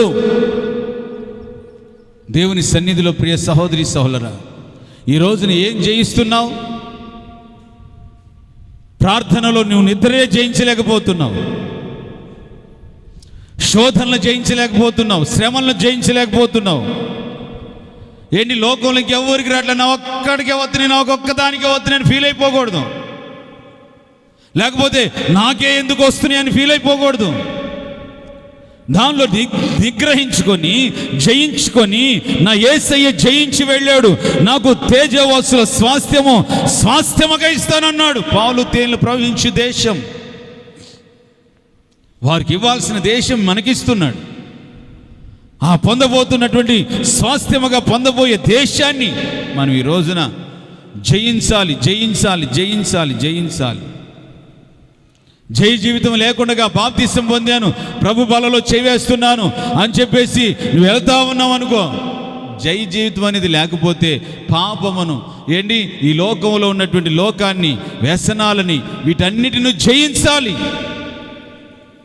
ఆత్మీయ కార్యాలకి ఏది విధికి విరుద్ధంగా నడుచుకుంటున్నాయో, నీలో ఏ విధంగా ప్రవర్తిస్తున్నాయో వాటన్నిటిని జయించాలి. అప్డేట్గా చెప్తున్నా, అప్డేట్గా. వాట్సాప్ని జయించాలి, ఫేస్బుక్ని జయించాలి. మరి న్యూ జనరేషన్ కదా, క్రొత్తగా సువార్తలు అయితే వేరుగా చెప్పేవాడిని. ఏంటి వాట్సాప్ని, ఫేస్బుక్ని, ఏంటి ఫోన్ని నువ్వు జయించాలి. సకల పాపము ఏంటి ఇప్పుడు దేనిలో ఉందంటే సెల్ ఫోన్లోనే ఉంది. చెప్పండి, దేనిలో ఉంది? సకల విధములైన పాపం అంతా సెల్ ఫోన్లోనే ఉంది. చిన్న పిల్లలు గేమ్ ఆడుతుంటే వాడి దగ్గర నుంచి ఆ సెల్ ఫోన్ తీసేయరంటే అంతే. వాడు పిచ్చోడైపోయి ఒక చెప్పు తీసుకుని రాయి తీసుకొని ఎట్లా ఎట్లా ఎట్లా అంటున్నాడు. వాడిని వీధిలో స్తంభానికి కట్టేసి గొలుసులేసి వాళ్ళ బాబుని చుట్టూరు జనం చూసి ఒక ఇంత జంతువుని చూసినట్టు చూస్తున్నారు. వాడు పబ్జీలో ఎలాగా కింద పనుకొని పిస్తోల్తో కలుస్తూ ఉంటాడు, వాడు కూడా అట్లానే కింద పనుకొని డోళ్ళాడుతూ ఇట్లా ఇట్లా అంటున్నాడు వారిలో పనుకొని. వాడి దగ్గర సెల్ ఫోన్ తీశారు. ఆ సెల్ ఫోన్కి కనెక్ట్ అయిపోయి వాడు పిచ్చోడైపోయాడు. ఆ పిల్ల దగ్గర పాప చదువుకోవడానికి సబ్జెక్ట్స్ కావాలంట, ఇంటర్నెట్లో ఉంటాయని పాప ఫోన్ కొనిచ్చారు వాళ్ళ నాన్న. ఇక చదువు ఎటుపోయిందో సంకనాకి. ఇంకంతా దానిలో అంతా సోషల్ ఈ ఫేస్బుక్లు, వ్యవహారాలు, చాటింగ్స్, ఇవే కథ. ఆ ఫోన్ కానీ తీయండి, ఇక చదువు లేదు, గీదు లేదు, ఇక కాలేజీ లేదు, గీజీ లేదు, ఇక అన్నం లేదు, గిన్నె లేదు, మూల కూర్చొని ఏడుస్తూ ఉంటుంది. సెల్ ఫోన్ తీసే. ఆ సెల్ ఫోన్ తీసే, నీ కొడుకు దగ్గర నుంచి, నీ కూతురు దగ్గర నుంచి తీసే, నీ దగ్గర నుంచి తీసే. మా దైవజనులు మాకు చెప్పారు మన సేవకుల మీటింగ్లో, మీరు ప్రార్థనలో కూర్చున్నప్పుడు సెల్ ఫోన్ పూర్తిగా స్విచ్ ఆపేసి పక్కన పడేసి ప్రభు వైపు వేసలని చెప్పాడు. శనివారం ఒక పాస్టర్ గారికి ఫోన్ చేశాడట అన్న. చేస్తే బామాడు భక్తి కలిగినడే ప్రార్థన చేసుకుంటున్నాడంట. ఆ సెల్ ఫోను అన్న చేస్తేనే ట్రింగ్ మన మోంగులని లోరీ గారి హల్లెలూయా ప్రైజ్ లార్డ్ అని ట్రింగ్ మన అన్న హలో అన్న ఏంట్రా కంగారు పడుతున్నా? ప్రార్థనలో ఉన్నానన్న. ప్రార్థనలో ఉంటే ఫోన్ ఎందుకు ఎత్తావు? ఆనే తిట్టాడట. ప్రార్థనలో ఉండి ఫోన్ ఎందుకు ఎత్తావు? నేను దేవుడి కంటే ఎక్కువైన వాడిని కాదు కదా, కాదు కదా. నువ్వు ప్రార్థనలో ఉండి ఫోన్ ఎందుకు ఎత్తావు? అన్న మీరు పెద్దోళ్ళని. దేవుడి కంటే కాదు కదరా, దేవుడి కంటే పెద్దోడినా నేను? ముందు నువ్వు ఎవరితో మాట్లాడుతున్నావు? ప్రార్థనలో నేను చూస్తూ ఉంటా, ఆరాధనలో ఉపవాస ప్రార్థనలు కొంతమంది వస్తూ ఉంటారు.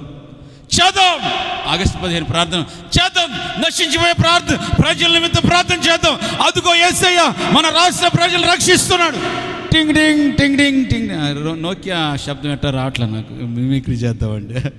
అందులో వెంటనే ఇక తీసుకోవడం మోకరించినోడు కూడా యేసయ్యా కాపాడయ్యా కాపాడు టింగ్ టింగ్. ఇక్కడ లేచినోడు టింగ్ టింగ్ లేచేసి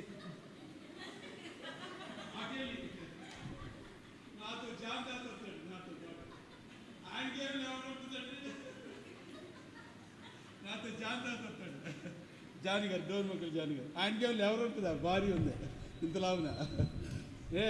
ఆయనకి ఫోన్ ఎత్తే సార్ నా దగ్గర నుంచి ఇష్టికి అంత దూరం వెళ్ళి మాట్లాడుతున్నాడు.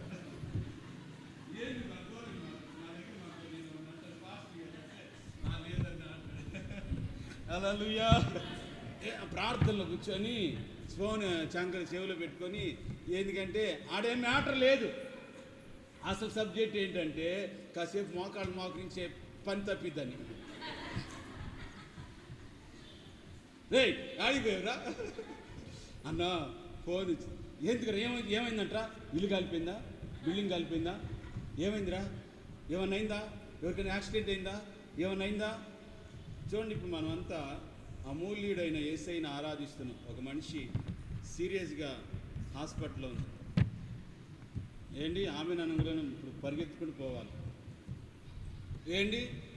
యేసయ్యకి ఇంపార్టెంట్ ఇచ్చాం. మనకు ఒక ఆత్మ కంటే దేవుణ్ణి మనం ఆరాధించే విషయంలో వెనకబడకుండా మనం ఆరాధిస్తున్నాం. కాసేపు అని తప్పించుకున్నట్టయితేని అలా ఏమైందిరా? ఎవర్రా? ఏం లేదన్నా అన్న ఫ్లిప్కార్ట్ వచ్చాడంట. ఎవరు వచ్చాడంట? ఫ్లిప్కార్ట్ వచ్చాడంట. ఏం లేదన్నా చెత్త బండి వచ్చాడు ఇంటికాడికి, చెత్త కోసం ఫోన్ చేసాడు, వాడికి నా నెంబర్ ఇచ్చాడంట. హల్లెలూయా. ఈ చెత్తమాకోడు ఆ చెత్తోడితో మాట్లాడటానికి విలువైన యేసయ్యని విడిచిపెట్టిపోయాడు. హల్లెలూయా. సెల్ ఫోన్ నేను బోర్డు పెడతాను రేపు వారం నుంచి. మొన్న ప్రేరేపించబడ్డ 4 గంటల ప్రార్థనలో no cell phone, switch off cell phone. తాగుబోతులు రాకూడదు, ఏంటి స్విచ్ ఆన్ చేసి రాకూడదు. సెల్ ఫోన్ తెచ్చుకోండి కానీ ఏంటి అసలు నో సెల్ ఫోన్ అని పెడతాం, తర్వాత స్విచ్ ఆపుకొని రావాలి. హల్లెలూయా చెప్పాలి, హల్లెలూయా. డ్రింక్ చేసేవాళ్ళు, సుట్టా బీడి తాగేవాళ్ళు, సెల్ ఫోన్ వాడేవాళ్ళు రాకూడదని పెట్టేస్తారు. బోర్డు పెట్టబోతున్నారు రేపు కంప్యూటర్లో ఆడ చేపించి ఫ్లెక్సీ చిన్నయ్యలే అక్కడక్కడ స్తంభాలు కంటిచ్చేస్తారు. ఏంటి నీతి పరులైతే దాన్ని అనుసరిస్తారు. పాస్టర్ గారి దేవంద్రాన్ని నీతి తప్పిన వాళ్ళు అయితే వాడతారు. హల్లెలూయా చెప్పాలండి, హల్లెలూయా. ఏంటి ఒక్కొక్క చర్చిలో ఎటువంటి తతంగాలు తెలుసా? అసలు లోకాన్ని జయించాలంటే లోకమే చర్చిలో తీసుకొచ్చి పాస్టర్ గారు వాక్యం చెప్తానే ఉంటాడు. ఏంటి కూర్చొని ఆ పిల్ల మొత్తం మీద ఏంటి వెనక నాకు వచ్చిపోయిందిరా ముస్లిం పాస్టర్ గారు వాక్యం చదువు, మత్తయి సువార్త 4వ అధ్యాయం 4వ వచనం. నేను అనుకుంటున్నా వాక్యం టైప్ చేసుకుంటుంది ఏమనుకుంటున్నా, వాక్యం ఏమన్నా సెల్ ఫోన్లో ఫీడ్ చేసుకుంటుందేమో అని అనుకున్నా. నేను మొత్తం మీద అక్కడ సౌండ్ సిస్టమ్ దగ్గర ఉన్నటువంటి ఒక ముస్కరగాడికి మెసేజ్ పెడుతుంది, తినొచ్చావా లేదా,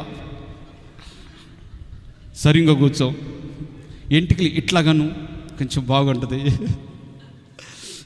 ఏంటి మెసేజ్ పెడుతుంటే వాడు నోర్మై అంటాడు. ఇవన్నీ నాకు ఎవరు చెప్పారంటే ఆ పక్కన కూర్చున్న పిల్ల చెప్పింది. హల్లెలూయా. ఎన్ని తతంగాలండి, ఎన్ని తతంగాలు. ఏంటి వాళ్ళ ఆయన ప్రేమించి పెళ్లి చేసుకుందామే నర్సాపూర్లో. ఏంటి పాపం పెళ్ళి 2 పిల్లలు పుట్టినా కూడా అపరిమితమైన ప్రేమ అమ్మకి, ప్రేమ దోమ చికెన్ గున్యా. ఏంటి కూర్చున్నా కాంచి ఏంటి నన్ను వదిలిపెట్టి వెళ్ళిపోయావు, దేని దగ్గరకు పోయావు, ఒకటే మెసేజ్. వచ్చేళ్ళేవే ఎటు తిరిగి వస్తుందంట, కనిపించట్లేదు ఎక్కడున్నావు. ఈ వాక్యం ఎటుపడిపోతుందో పోతుంది. లోకాన్ని జయించండి రా బాబు. పౌలు తేనెల దేశం స్వాస్థ్యంగా వస్తుందంటే లోకమే చర్చిలో తెచ్చేసారు. లోకమే చర్చిలో తెచ్చేసి ఏంటి లోకంతో ఆడుకుంటున్నారనమాట. పాపంతో డింగ్ డిక్ అని మెసేజ్లతో ఆడుకుంటున్నారన్నమాట.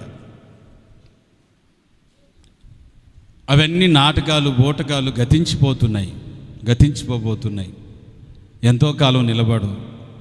ఏంటి నీ ఎదుట ప్రేమ అని కుమ్మరించిన వారు కనుమరుగైపోతున్నారు. ఆ ప్రేమలు మట్టిలో కలిసిపోతున్నాయి. ఈ రోజున దేన్ని కూడా మనిషి భ్రమల లోకంలో బ్రతుకుతూ దేన్ని జయించలేక, అటు దేవునికి స్వాస్థ్యంగా లేక, అటు లోకానికి స్వాస్థ్యంగాక నిన్ను ఎలా చేస్తున్నాడో తెలిసి సాతాను భయంకరంగా ఒక చెరుకుని మిషన్లో పెట్టి పిప్పి చేసి నీలో సారం అంతా తీసేసి అలాగ పందులు ముందు వేసేస్తున్నారు.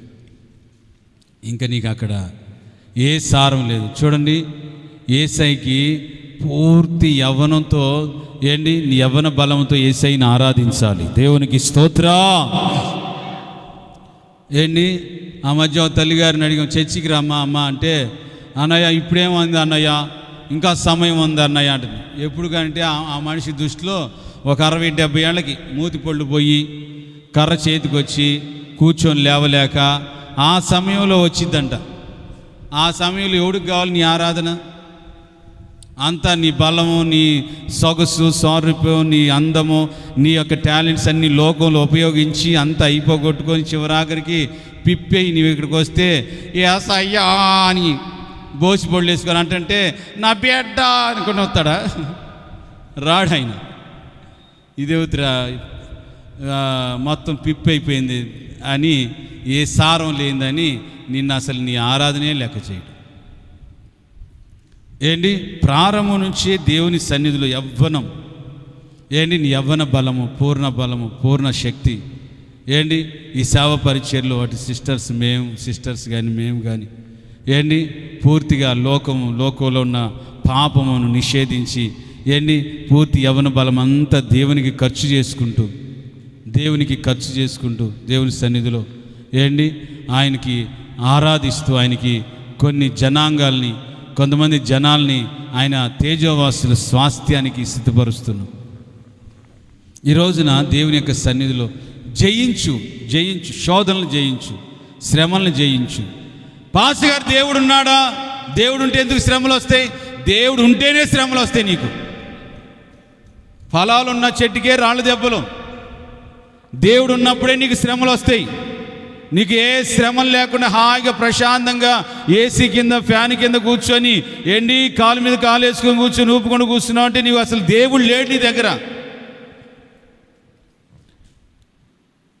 కీర్తనా భక్తుడు చెబుతాడు, ఎక్కడ ఇరిగి నలిగిన మనస్సు ఉంటుందో అక్కడ యెహోవా ఆసన్నుడవుతాడు. చప్పలు కొట్టు గట్టిగా. యెహోవా హృదయంలో ఆసన్నుడవుతాడు, తప్పక ఆ హృదయంలో నివసిస్తాడు ఆయన. నీకు శ్రమలు రావాలని కోరుకో. టార్చర్స్ రావాలి, ఇబ్బందులు రావాలి, కన్నీళ్ళకరమైన పరిస్థితులు రావాలి. అప్పుడే నీకు ఒక ప్రార్థనా జీవితం వస్తుంది. హ్యాపీగా ప్రశాంతంగా ఉంటే ప్రార్థన చేయవు. నువ్వు ప్రార్థన చేయలేవు. ఆ మధ్య పశ్చిమ గోదావరిలో ఈ చేపలను మనం ఇప్పుడు పత్తి పంట, వరి పంట వేస్తాం కదా, వాళ్ళు చేపల పంట వేస్తారు. నేను కొత్తగా వెళ్ళాను. అనే కొంచెం పిల్లల్ని నీళ్ళలో వేయాలి రండి అన్నాడు. పిల్లల్ని నీళ్ళలో వేసేది ఏంటి? ఏ పిల్లల్ని అన్నాయా? చంటి పిల్లలనా పెద్ద పిల్లలని? అంటే చేప పిల్లల్ని. వెళ్తే 2 రకాల చేపలు తెచ్చాడు. మంచి చేపల్ని ప్రార్థన చేసి 2 దోషిట్లు పోతే దాన్ని వేసేసారు. తర్వాత ఇంకొన్ని చేపలు చేసాడు. ఏంటి కన్నయ్యా? ఏంటి అదొక రకంగా ఉంది, ఇదొక రకంగా ఉంది అంటే అది మంచి జాతి, ఇది శత్రు జాతి అని చెప్పాడు. శత్రువా? మంచి జాతిని వేసాడు, మంచి చేపల్ని. ఆ వేసి ఏంటో తెలుసా అన్నయ్య, వాటిని తరుముతూ ఉంటాయంట. ఎందుకో తెలుసా? అవి తిని లావెక్కి మందం ఎక్కి రోగం వచ్చి చచ్చిపోతాయేమోనని ఏం చేస్తే తెలుసు, వెనకాలకి వెళ్ళి తోకలకి వెళ్ళి కెరక్కని కొరుకుతూ ఉంటాయి. అవి ఈ శత్రువులని వాటికి తెలిసి ఏం చేయాలి తెలుసా? బుర్రు పరిగెడతానే ఉంటాయి. కాళ్ళు ఉండనివ్వు. అప్పుడు ఏమైంది తెలుసా? వీటికి మంచి ఎక్సర్సైజ్ అయిపోద్ది. ఇటు బాడీ అంతా ఫిట్నెస్గా మారుతుంది. ఏ ఫ్యాట్ లేకుండా హెల్తీగా ఆరోగ్యంగా ఉంటాయి. అందుకని మన వెనుక కూడా మనకు ఒక శత్రువు ఉంటాడు. నీ కొడుకు కావచ్చు, నీ కూతురు కావచ్చు, నీ చెల్లి కావచ్చు, నీ అత్తగారు కావచ్చు, నీ మామగారు కావచ్చు, నీ భర్తే కావచ్చు, నీకు మీ పాస్టర్ గారు కావచ్చు, నాకు మా విశ్వాసులు కావచ్చు. హల్లెలూయా. నాకు అబ్రామ్ గారు కావచ్చు, అబ్రామ్ గారికి నేను కావచ్చు. శ్రమ పెట్టడానికి ఆయనకు నోరు కుదరదు, నేను పిలిచి తిడతా ఉంటాను అనమాట. శ్రమ పెట్టడానికి ఈ పలు విధాలుగా అక్కడ ఏమవుతుంది తెలుసా? దేవుని మహిమ నీ దగ్గరికి దిగి వస్తుంది. దేవునికి స్తోత్రం. అప్పుడు ప్రార్థన వస్తుంది నీలో. ప్రార్థన వచ్చినప్పుడు ఈ లోకాన్ని జయిస్తావు. ఈ లోకంలో ప్రార్థన ద్వారా అనేకమైనటువంటి వాటిని కన్నీళ్లతో ప్రార్థన చేస్తావు కనుక అన్నిటిని జయించుకుంటూ వెళ్ళి అప్పుడు ఈ పాట పాడతావు. జయించిన వారితో కలసి నీ సింహాసనము నే చేరగా, ఎవరికి తెలియని నిత్య మహిమలో నన్ను పిలచే. టైం అయిపోయింది, ఇంకో పాయింట్ ధ్యానం చేసుకుని. హల్లెలూయా చెప్పు గట్టిగా, హల్లెలూయా. భాగం ఇది, స్వాస్థ్య భాగం. చెప్పండి, ఏ భాగం ఇది? ఫస్ట్ వన్, ఒక్కో భాగం చెప్పండి, ఒక్కో స్వాస్థ్యం చెప్పండి. శ్రేష్టమైన స్వాస్థ్యము, శ్రేష్టమైన ఆశీర్వాదాలు సమాధాన పడినప్పుడు. రెండోది మీరు హెబ్రీలా ఇట్లా అంటే రెండోది అనగానే, నువ్వు విశ్వాసివా? నేను విశ్వాసినే. నువ్వు దేవుని బిడ్డవా? నేను దేవుని బిడ్డనే. సవాల్ సై. మూడోది చెప్పండి, మూడోది సర్వే చెప్పండి. మూడోది ఏం చేయించాలి? చెప్పులు గట్టి చెప్పాలి. ఏం చేయించాలి? పరలోక దేశానికి వెళ్ళాలంటే లోకాన్ని జయించాలి. దేవునికి స్తోత్రం చెప్పాలండి. హల్లెలూయా. ద్వితీయోపదేశకాండం 4వ 33వ అధ్యాయం 21వ వచనం. గాదును విశాలపరచువాడు స్తుతింపబడును గాక. చదవాలి. గాడు కాదు, గాదు. చెప్పండి, ఆయన పేరు చెబుతాయినండి. అందరు చెప్పండి, గాదు అనండి అందరూ. కాదు కాదు కాదు కాదు కాదు గాదు. అందరూ చెప్పండి, ఏం పేరు? నా పేరేంటి? నా పేరు చెప్పండి. నా పేరు జయరాజ్ కదా, ఆయన పేరేంటి తెలుసా? గాదు. చెప్పండి, ఏం పేరు? గాదు. గాదు. చదువు. గాదును గురించి ఇట్లాగన్నారు, గాదు విశాలపరచబడిన వాడు స్తుతింపబడును గాక.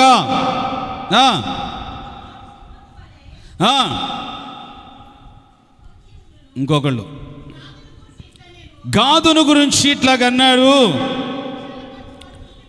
గాదును విశాలపరచువాడు స్తుతింపబడును గాక. Okay okay. ఇది అతడు తన కొరకు మొదటి భాగమును చూచుకొనును, తన నాయకుని యొక్క భాగమును కాపాడును. దేవునికి స్తోత్రం చెప్పాలి. హల్లెలూయా. భాగము, స్వాస్థ్య భాగము, పాన్య భాగము నీవే. అందరనండి, స్వాస్థ్య భాగము, పాన్య భాగము నీవే. అందరూ చెప్పాలి, స్వరం మీద చెప్పాలి. అందరూ కుర్చీలో ఉన్న వాళ్ళు అందరూ చెప్పాలి, నా స్వాస్థ్య భాగము, నా పాన్య భాగము నీవే. నీవే. వేరియేషన్ మారుద్దామా? నా ఆస్తి భాగము. నిబంధన చేపించేటప్పుడు చెబుతాం కదా మేము పాస్టర్లో కొంతమంది, ఏంటి ఏమని చెప్తాం? ఏంటి కలిమి ఎందును, బాధ ఎందును, సుఖ దుఃఖములు ఎందును, ఏంటి ఈయనకి భార్య ఉంటారు. తర్వాత ఏంటి నీ సర్వ ఆస్తిలో ఏంటి ఈమెకి భాగంగా, ఈయనకి భాగంగా నువ్వు ఇస్తావా? ఓకే ఇస్తాను. అప్పుడే డిసైడ్ అయిపోయింది. ఓకే, ఈడొచ్చేసి నా పాన్య భాగము, నా స్వాస్థ్య భాగము నీవే యేసయ్యా. గాదు మొదటి భాగమును తన నాయకుని భాగమును చూచుకొని కాపాడుకుంటూ ఉంటాడంట. దావీదు గొలియాతు దగ్గరికి రండి ఒకసారి, ముగించేస్తాను. ఇశ్రాయేలు సర్వ సమాజం అంతా తలదించినట్లుగా ఆడ పరిస్థితి, అవమానకరమైన మాటలు వినపడుతున్నాయి. ఫిలిస్తీయుడగు గొలియాతు ఏంటి ఇశ్రాయేలు రాజు మీద సవాలు చేస్తున్నాడు, మీలో ఎవడూ లేడంటా అని కోతలు కూస్తుంటే, ప్రియ సహోదరి సౌలరా, దావీదు చేతికర్రను పట్టుకొని సౌలు రాజు దగ్గరికి వెళ్తున్నాడు. అయ్యా మీరు సెలవిస్తే నేను వెళ్ళి ఆ ఫిలిస్తీయుడిని హతమారుస్తానయ్యా అని చెబితే, ఒరే పక్కపోరా, యుద్ధ నేర్పరగలిగిన వాళ్ళు ఉన్నారు, కత్తి దుయ్యగలిగిన వాళ్ళు ఉన్నారు, డాలు అడ్డు పెట్టుకోవాలని నేర్పరగలిగిన వాళ్ళు ఉన్నారు. వాళ్ళందరే గడగడలాడుతూ బయటికి వెళ్ళిపోతే, పక్కకి వెళ్ళిపోతే నువ్వేడరా అంటే దావీదు చెబుతున్నాడు, అయ్యా నేను గొర్రెలు మేపువాడిని, నా గొర్రెలు తినటానికి ఎలుగుబంటు వస్తే వెంటాడి చీరేసానయ్యా. నా గొర్రెలు తినటానికి సింహాలు వచ్చాయి, సింహాలు నేను చీరేశాను.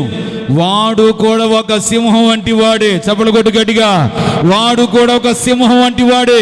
నా రాజును దూషించటానికి, నా నాయకుని దూషించటానికి వాడు ఏ పాటి వాడు? గాదును గురించిన ఇలాగా అన్నాడు, గాదును విశాలపరచువాడు స్తుతింపబడును గాక. వాని భాగమును, నాయకుని భాగమును ఏంటి కాపాడువాడంట. దేవునికి స్తోత్రం చెప్పాలండి. హల్లెలూయా. ఇశ్రాయేలు సర్వ సమాజం అందరితో సవాల్ చేసాడు గొలియాతు, మిమ్మల్ని తుత్తినీలుగా చేస్తానురా, మీరు రాజును హతమారుస్తాను ఏంటి, ఎన్నో రకరకాల కోతలు కూస్తున్నాడు. దావీదు ఏంటి నున్నని రాళ్ళు తీసుకొని వెళ్ళి చిక్కలు పెట్టుకొని అలా కొట్టి ఏంటి చంపితే, వాడి వరలో ఉన్న కత్తి తీసి వాడి తల నరికి ఇజ్రాయిల్ దేశం వెళ్తూ ఉంటే దావీదుని గురించి ఇలా పాటలు పాడారు. ఎందుకు ఈ మాట చెబుతుందో తెలుసా? సర్వ సమాజం అంతటికి ఒక కాపాడుకునేటువంటి ఒక వ్యక్తి ఎస్తేరు ఉంది. ఆమె 3 రోజులు ఉపవాసం ఉండి తన యొక్క యూదులైనటువంటి ప్రజల నిమిత్తమై వారి క్షేమం విషయమై ఉపవాసం ఉండి రాజుల ఎదుటికి వెళ్ళి ఆమె నిలదీసి మాట్లాడింది. నా ప్రజల విషయం ఒకసారి కటాక్షించిందయ్యా. ఈరోజు నీ సంఘాన్ని గురించి, ఈ రోజున నీ నాయకుడు, నీ సేవకుని గురించిన ఒక భారము, ఒక బాధ్యత నువ్వు కలిగి ఉండాలి. నువ్వు ఒక భాగం కాపాడాలి. నీ భాగం, నీ వంతు నీ భాగం, నీ చొప్పున నువ్వు నడిపించబడుతు, నువ్వు కాపాడాలి. దేవుని పరువు, దేవుని ప్రతిష్టత, దేవుని క్వాలిటీ, దేవుని యొక్క విలువైనటువంటి ఔన్నత్యాన్ని నువ్వు కాపాడాలి. ఎస్తేరు తన దేశం అంతటిలో ఆమె మగసిరి కలిగి రాజుల ఎదుటికి పోయి వాళ్ళని ఇంటికి ఆహ్వానించి భోజనం పెట్టి రాజు యొక్క ఆజ్ఞలని, చరిత్రల్ని మార్చివేసి, ఈ రోజున మరి నీ జీవితంలో, ఆత్మీయ జీవితంలో ఆధ్యాత్మికమైన జీవితంలో కొనసాగించబడుతున్న నీ భాగాన్ని నువ్వు కాపాడుకోవాలి. నీ స్వాస్థ్య భాగం ఇది? ఆత్మ సంబంధమైనటువంటి సంఘము, ఆత్మ సంబంధమైన సేవకుడు, ఆత్మ సంబంధమైన రక్షణ, ఆత్మ సంబంధమైన విశ్వాసము, ఆత్మ సంబంధమైన విశ్వాసిని నువ్వు కాపాడాలి. ఏ భాగము కాపాడుతున్నావు నువ్వు? వస్తున్నా, మీరు బాధపడినా పర్వాలేదు, మరి రావాలి మీ దగ్గరికి, చెప్పాలనుకున్న మాట చెప్పాలి. చెప్పకపోతే దేవుని దృష్టిలో నేను దోషినవుతాను. మలాకీ పుస్తకం, చివరి పుస్తకం, పాత నిబంధనలో, నా ఇంట దొంగలున్నారు దేవుడు అంటున్నాడు. నా ఇంట్లో దొంగతనం చేస్తున్న దొంగలున్నారు. వారి 10వ వంతు, వారి 10వ భాగాలు ఏంటి అంట? 10వ భాగాలు. చెప్పండి, 10వ భాగాలు వారు మింగివేస్తున్నారు, దొంగలై దోచుకుంటున్నారు. నా భాగం నాకు తీసుకురావట్లేదు, నా భాగం నాకు తీసుకురావట్లేదు, వాళ్ళు దొంగలున్నారు నా ఇంట అంటున్నాడు దేవుడు. మా చిన్నప్పుడు, నేను బాగా చిన్న వయసుగా ఉంటాను, మా అమ్మగారు నేను తెలిసినప్పటి నుంచే ప్రార్థనా పరురాలు. మా నాన్న ఆ వ్యవసాయం ఆ ముఠా పని అవి చేసి నెల శాలరీలు, వచ్చినటువంటి డబ్బు ఇంటికి నెల అవన్నీ తీసుకొస్తుండేవాడు, సరుకులు. మొత్తం మీద ఆ నెలలో కొంచెం ఇబ్బంది ఎదురైంది ఇంట్లో. ఆ పూట మేము ఆకలి అని చెప్పేసి మా అమ్మ దగ్గరికి పోతే ఆమె ప్రతిరోజు గుప్పిడి బియ్యం తీసి అక్కడ ఒక సంచిలో వేసుకుంటూ ఉండేది. ఆ రోజంతా అప్పటికి అన్నం వండలేదు. ఆ పూట ఒక పూట మా అత్తోళ్ళ ఇంట్లో, ఒక పూట ఆ పక్క ఇంట్లో, అక్కడ మొత్తం మీద తిన్నాం, జాలిపడి పెట్టేశారు. సాయంత్రం నేను వ్యతిరేకించాను. ఏమా, సంచి నిండా రైస్ ఉంది, దాదాపు ఒక 5 కేజీలు 10 కేజీలు ఉంటాయి, పస్తు పెడతానికి నీ దేవుడు ఏమన్నా పస్తు పెట్టి భక్తి చేయమని చెప్పాడు? ఏ దేవుడు చెబుతాడు పనికి మాలిందానా అని మా అన్నవాళ్ళు, మా నాన్న, మేము తెలియని వాళ్ళు తెలియదు తిట్టాం. అది దేవుని భాగం. చెప్పండి, అదేంటిది? స్వరమే చెప్పండి, అదేంటి? మరి ఎంతమంది గుప్పిడి బియ్యం మింగేస్తున్నారు దొంగల్లారా? దొంగల్లారో, నువ్వు ఏ బియ్యం తింటే ఆ బియ్యం తేవాలి. నువ్వేమో సన్న బియ్యం, చిన్న చేపలు తిని దేవుడికి ఏమో రేషన్ బియ్యం తెస్తావా?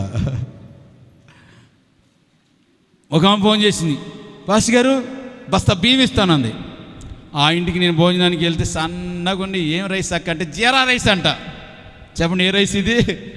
సన్నగా జీరాలాగా ఉంటుంది, అది జీరా రైస్. అమ్మో అటువంటి రైస్ వస్తాయి, అమ్మో అక్కవాళ్ళని అక్కకి చెప్పురా, పెద్ద అక్కకి జాగ్రత్త దాచిపెట్టి అప్పుడప్పుడు నాకు సన్న బియ్యం, చిన్ని చేపలు చేయమని చెప్పురా అని చెప్పి తెస్తే అవి మొత్తం రేషన్ బియ్యం పురుగులు బట్టి వాళ్ళ ఇంట్లో మూలన పెట్టుకోండి లేక, పడేయలేక ఏం చేయాలో అర్థం కాక, పాస్గారా నీకు బస్తా బియ్యం ఇస్తా అంది. అబ్బా, సన్న బియ్యం ఇంకైతే అనుకున్నా. నేను సంతోషపడ్డా. మొత్తం మీద తెచ్చి ఓపెన్ చేసి చూస్తే మా బాబా నన్ను తిట్టా, ఏంటి అన్న ఇటువంటి బీవి ఇట్లా వీళ్ళు కొని వీళ్ళకి మోషన్స్ పడతాయి అన్న మన మీద పడతారు అన్నది. ఏంటి అమ్మా నువ్వు చిన్ని భీమం లోపల పెట్టుకొని పెద్ద భీమం నాకు తెచ్చావా, ఏంటి నీ భాగం ఇదే అనుకున్నా. ఏంటి ఇశ్రాయేలు ఏం చేస్తారు తెలుసా, వాళ్ళు ఏ పూట పిండి పిసుకుతారో ఆ పూట గుప్పెడు పిండి తీసుకు వాళ్ళు పక్కన వేస్తారు. దేవుని భాగం. చెప్పండి ఎవరి భాగం ఇది? ఇప్పుడు మీ ఇంట్లో 10 మంది ఉన్నారు, 10 గ్లాసులు అనుకో, 10 మానికలు, 10 సోలలు, 10 గిద్దలు, ఏంటి సోలలు వేసుకొని చేసేటప్పుడు మీ ఇంట్లో ఎంతమంది ఉన్నారో మీరు ఎన్ని పూటలు వండుతున్నారు అన్ని పూటలు అన్ని గుప్పిళ్ళు తీసి పక్కన. అప్పట్లో వాళ్ళు పిండి, ఇప్పట్లో మీరేంటి బియ్యం, కొంతమంది జొన్నపిండి కూడా ఏంటి తీసి పక్కన పెట్టుకొని ఏంటి ఆదివారం విశ్రాంతి దినం వచ్చేటప్పుడు తీసుకొచ్చి దేవుని మందిరంలో అర్పించాం. దేవుని భాగము. మా అమ్మను మేము అలాగ అరిస్తే, ఏమా పనికి మళ్ళీ దానిలాగా ఉన్నావు, దేవుడు పస్తు పెట్టుతాడా, ఏ దేవుడు చెబుతాడు నీకు, ఆ దేవుడు అటువంటి దేవుడా అని ఆమె తిడితే నోరు మూయండి, అది దేవుని భాగం అయ్యా అని చెప్పేసి మాకు నచ్చ చెప్పి ఆదివారం వెళ్ళేటప్పుడు తీసుకుని వెళ్ళి ఏంటి అక్కడ దేవుని మందిరానికి అప్పచెప్పి ఒట్టి సంచి తీసుకుని వచ్చింది. ఏంటి ఆ తర్వాత దేవుడు ఆశ్చర్యంగా మా నాన్నగారికి ఏంటి ఇవ్వాల్సిన డబ్బులంతా ఇప్పించారు. సమృద్ధిగా ఆ ఇంట్లో ఏంటి సమృద్ధిగా ఏంటి ఆ ఇంట్లో మేము పోషించబడుతూ వచ్చాం. హల్లెలూయా చెప్పాలండి, హల్లెలూయా. దశమ భాగం నువ్వు 10వ వంతు నువ్వు శాలరీలో నీ రాబడిలో ఏంటి నీ ఇంట్లో ఎంతమంది పని చేస్తున్నారో, ఎంతమంది జాబ్ చేస్తున్నారో, ఆ సాయంత్రానికి లేకపోతే ఆ వారానికి లేకపోతే ఆ నెలకి ఎంత వస్తుందో 10వ వంతు తీయాలి, 10వ భాగం తీయాలి. గాదు ఏంటి ఒక భాగమును తీస్తాడు ఆయన, నాయకుని భాగం తీస్తాడు ఆయన. తీసి నీకు ఎంత వస్తుందో ఏంటి 10,000 వచ్చిందా 1,000 రూపాయలు తీసి పక్కన పెట్టుకోవాలి. దేవునిది 1,000 రూపాయలు వచ్చిందా దేవునిది ఏంటి 100 రూపాయలు తీసి పక్కన పెట్టుకోవాలి. 1,00,000 రూపాయలు వచ్చిందా దేవునిది తీసి 10,000 పక్కన పెట్టుకోవాలి. ఏంటి 1,00,00,000 రూపాయలు వచ్చిందా ఇలాగ అమ్మ ఎంత ఇయ్యాలా అని అనుకోకూడదు. నువ్వు రిటైర్డ్ అయినా లేకపోతే ఏంటి ప్రమోషన్ వచ్చినా లేకపోతే నీకు ఎంత వచ్చినా ఏంటి నీకు ఎంత రాబడి వచ్చింది, ఎంత వచ్చింది, దానిలో నీ భాగం అనేది దేవుని సన్నిధిలో కనపడాలి. కనపడినప్పుడు శాశ్వత జీవముతో నా దేవుడు మిమ్మల్ని దీవించునుగాక. హల్లెలూయా హల్లెలూయా. ఎందుకనంటే దేవుడు ఇశ్రాయేలీలకి లేవీలకి అలా పెట్టేశాడు. ఇశ్రాయేలీలకి విశ్వాసులకి లేవీలకి అలా పెట్టేశాడు. ఈ భాగం అనేది తీగిపోతే వాళ్ళ జీవితంలో దరిద్రత ఏంటి కన్నీళ్ళు, రోగాలు, అనేకమైనటువంటి భయంకరమైనటువంటి ఆవేదనలు పొందుతున్నారు.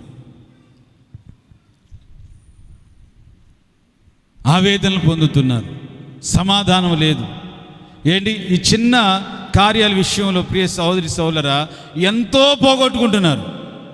ఇవ్వాల్సింది దేవుని సన్నిధిలో భాగం చిన్న భాగమే, కానీ హాస్పిటల్కి ఎంతో పోస్తూ ఉంటారు, ఎంతైనా పోస్తారు. వాడు ఎంత స్లిప్ రాసిస్తే అన్ని ఇచ్చేస్తూ ఉంటాం. నీ భాగమును, నాయకుని భాగమును నీవు ఏంటి గాదు తీసి పక్కన పెట్టుకునేవాడు, కాపాడుకునేవాడు. నీవు కూడా దేవుని సన్నిధిలో నీ భాగమును, నీ స్వాస్థ్య భాగమును దేవునికి నువ్వు తప్పక చెల్లించాలి. దేవునికి స్తోత్రా చెప్పాలండి, హల్లెలూయా. గట్టి చెప్పాలి, హల్లెలూయా. ఏంటి వాళ్ళు ఏంటి దేవుని సన్నిధిలో అలా నమ్మకంగా ఏంటి మన తల్లిగారి గురించి నేను మంచి సాక్ష్యం చెప్పగలను. మన లేలం తల్లిగారి గురించి నేటికి నిండు ఆయుష్తో బ్రతుకుతుంది. ఏంటి ఆమె పాపం ఇంట్లో తన పింఛన్ వస్తుంది, కొంచెం పింఛన్ ప్రతి నెల నమ్మకంగా అందరికంటే ఫస్ట్గా ఆమె ఏంటి తన భాగం తీసుకొస్తుంది. తన భాగం తీసుకొచ్చి అన్న ఆడికి పోయావన్నా 3 రోజుల నుంచి ఎతుకుతున్నాను నీకోసం అంటే ఊర్లో లేనమ్మా అంటే ప్రతిరోజు వస్తున్నాను పోతున్నాను అని చెప్పి ఏంటి ఎందుకు చెబుతున్నానంటే దేవుని సన్నిధిలో నమ్మకంగా చేస్తూ ఇస్తున్నటువంటి వారిని, ఈ భాగమును చెల్లిస్తున్న వారిని దేవుడు తప్పక దృష్టి ఇస్తాడు. దేవునికి స్తోత్ర హల్లెలూయా. దేవుడు తప్పక దృష్టి ఇస్తాడు. అనేక ఆపదలు తప్పిస్తాడు, అనేక రోగాలు తప్పిస్తాడు, అనేక శోధనలు తప్పిస్తాడు, అనేక బలహీనతల్ని చేరకుండా చేస్తాడు. ఆయన భాగం ఆయనకు తీసినప్పుడు 4th 1 5th 1 వెళ్దామా? 5th వెళ్ళిపోదాం. వెళ్దామా? భాగం చాలు. 5th 1 చదువుతారు. సంఖ్య 18వ అధ్యాయం 20వ వచనం.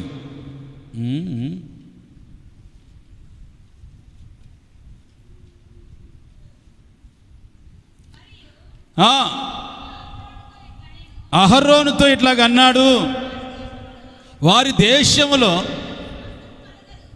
నీకేమీ స్వాస్థ్యమేమి ఉండదు, వారి మధ్యలో నీకేమి పాలు లేదు. ఇశ్రాయేలీల మధ్యలో ఈ మాట బాగా బాగా బాగేనండి. ఇశ్రాయేలీల మధ్యలో నీ పాలును నీ స్వాస్థ్యమును నేనే. కొట్టు, చప్పట్లు కొట్టు గట్టిగా. నీ పాలును నీ స్వాస్థ్యమును నేనే. అన్యజనుల ప్రాంతములో ఇది అహరోను లేవీలకు చెప్పినటువంటి మాట. మాకు ఇక్కడ స్వాస్థ్యం ఏమీ లేదు. హల్లెలూయా. మాకంటూ స్వాస్థ్యం ఉన్నాడు అంటే నా ప్రభు అయినటువంటి యేసుక్రీస్తు ఒక్కడే. చప్పట్లు కొట్టు గట్టిగా. నా ప్రభు అయిన యేసుక్రీస్తు ఒక్కడే. మీకు ఇక్కడ స్వాస్థ్యం అంటూ ఏదీ లేదు. మీకంటూ ఒక స్వాస్థ్యం ఉన్నదనంటే అది నేనే. పాలే కానీ పెరుగు కాదు. పాలు అంటే పాలు కాదు, పెరుగు కాదు. పాలు పంపులో ఇశ్రాయేలీల మధ్యలో పాలే కానీ స్వాస్థ్యమే కానీ మీకు లేదు. మనము పరదేశికులం, యాత్రికులం. దేవుడు ఆయన మేఘం ఎక్కడ కనపరిస్తే అక్కడికి మనం వెళ్ళి గుడారం వేసుకొని అక్కడ దేవుని స్తుతించాల్సిన వారం. లేవీలతోనూ అహరోనుతో చెబుతున్నాడు, లేవీలకు స్వాస్థ్యం అంటూ భూమి మీద ఏదీ లేదు. ఎందుకనంటే 12 గోత్రాలకి 12 గోత్రాల చొప్పున స్వాస్థ్యాలను పంచిపెట్టాడు దేవుడు. నువ్వు అక్కడ తీసుకో, నువ్వు ఇక్కడ తీసుకో, నువ్వు తీసుకోరా, నువ్వు తీసుకో, కాదు నువ్వు తీసుకో, యోధా నువ్వు ఇట్లా స్తుతించు అని కొన్ని స్వాస్థ్యాలు పంచిపెట్టాడు. అహరోనీలకు మాత్రం, ఈ లేవీలకు మాత్రం స్వాస్థ్యం లేదు. వారి స్వాస్థ్యం ఏంటి తెలుసా? సంఖ్య చివరి వాట అదే దీనిలోని లింక్ వాడు 18:24 వచనం. అయితే ఇశ్రాయేలు యెహోవాకి ప్రతిష్టార్పణముగా అర్పించు దశమ భాగములను నేను లేవీలకు స్వాస్థ్యముగా ఇస్తున్నాను. వారి ఇశ్రాయేలీల మధ్యను స్వాస్థ్యము సంపాదించుకోకూడదు. వారికి నేను దశమ భాగం ఒక స్వాస్థ్యంగా ఇస్తున్నాను.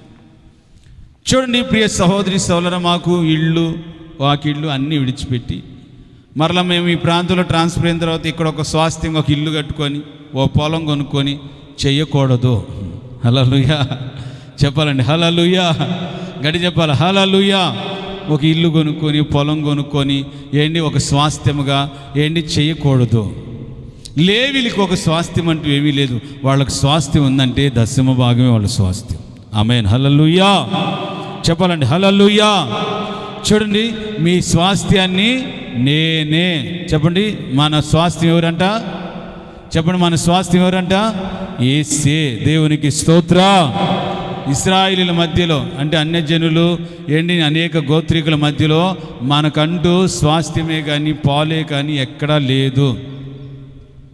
కొంతమంది ఉంటారు, లోక మర్యాదలు, లోక మమకారాలు, ఆప్యాయతలు, బంధాలు, బంధుత్వాలు. ఒక అమ్మ తెగ ఏడుస్తుంది. ఏంటమ్మా ఎందుకు ఏడుస్తున్నావు అంటే, నన్ను పిలవకుండా ఇట్లా అన్నా, ఆమె పాత విశ్వాసి, నన్ను పిలవకుండా పంచం చేసుకుంటున్నారంట, చికెన్ బిర్యానీ కూడా చేశారంట, నన్ను కనీసం అమ్మాయి రా తినేళ్ళు అని పిలవలేదంట. వాళ్ళు పిలవలేదని కాదు కానీ ఆ గుమ్మగుమ్మలాడే వాసనకే పొంగిపోతుంది లోపట. అది కాదులే కానీ కొంతమందికి బంధు ప్రీతి ఎక్కువ. చెప్పండి, ఏ ప్రీతి? బంధు ప్రీతి ఎక్కువ. నీకు పాలే కానీ స్వాస్థ్యమే కానీ ఎవరి దగ్గర ఎవరికి స్వాస్థ్యం అంటూ ఏదీ లేదు. ఎవరి మీద ఎవరికి రుబాబులు లేవు, ఎవరి మీద ఎవరికి హక్కులు లేవు. నిన్ను ఏ రక్తంతో కడిగాడో వారిని అదే రక్తంతో కడిగాడు. నన్ను ఏ రక్తంతో కడిగాడు, మిమ్మల్ని అదే రక్తంతో కడిగాడు. ఏంటి, నేను మీ మీద అదమాయిషి చేయకూడదు, నీ పక్కనున్న ఆమె మీద అదమాయిషి చేయకూడదు, ఆమె మీద అదమాయిషి చేయకూడదు. మనకి భూమి మీద ఎవరి దగ్గర ఎవరికి స్వాస్థ్యాలు లేవు. హల్లెలూయా చెప్పాలండి, హల్లెలూయా. అహరోను మెల్కీషెదెకు క్రమము చొప్పున ఏంటి, ఈ ఉపదేశ క్రమములో మనం అందరం నడుచుకుంటా ఈ మార్గాల్లో వెళుతూ ఉండాలి తప్ప ఏంటి ఎవరికి ఎవరు స్వాస్థ్యము లేరు, బంధుప్రీతి లేరు. భార్యాభర్తల బంధం ఉందంటే 60 ఏళ్ళు 70 ఏళ్ళు అంతవరకు మళ్ళీ ఒకళ్ళు అయిపోతారు అంతే. 20 ఏళ్ళ దాకా ఒకళ్ళు ఉన్నారు, లేకపోతే 25 దాకా ఒకళ్ళు ఉన్నారు. లేకపోతే ఏంటి మన ప్రాంతంలో మన పాస్ గారు పెళ్లి చేయడానికి వస్తే ఏంటి పెళ్లిలో ఏంటి ఒక అతన్ని చూసి అతన్నే చూసి పెళ్లి కొడుకుని తీసుకురా అన్నాడు.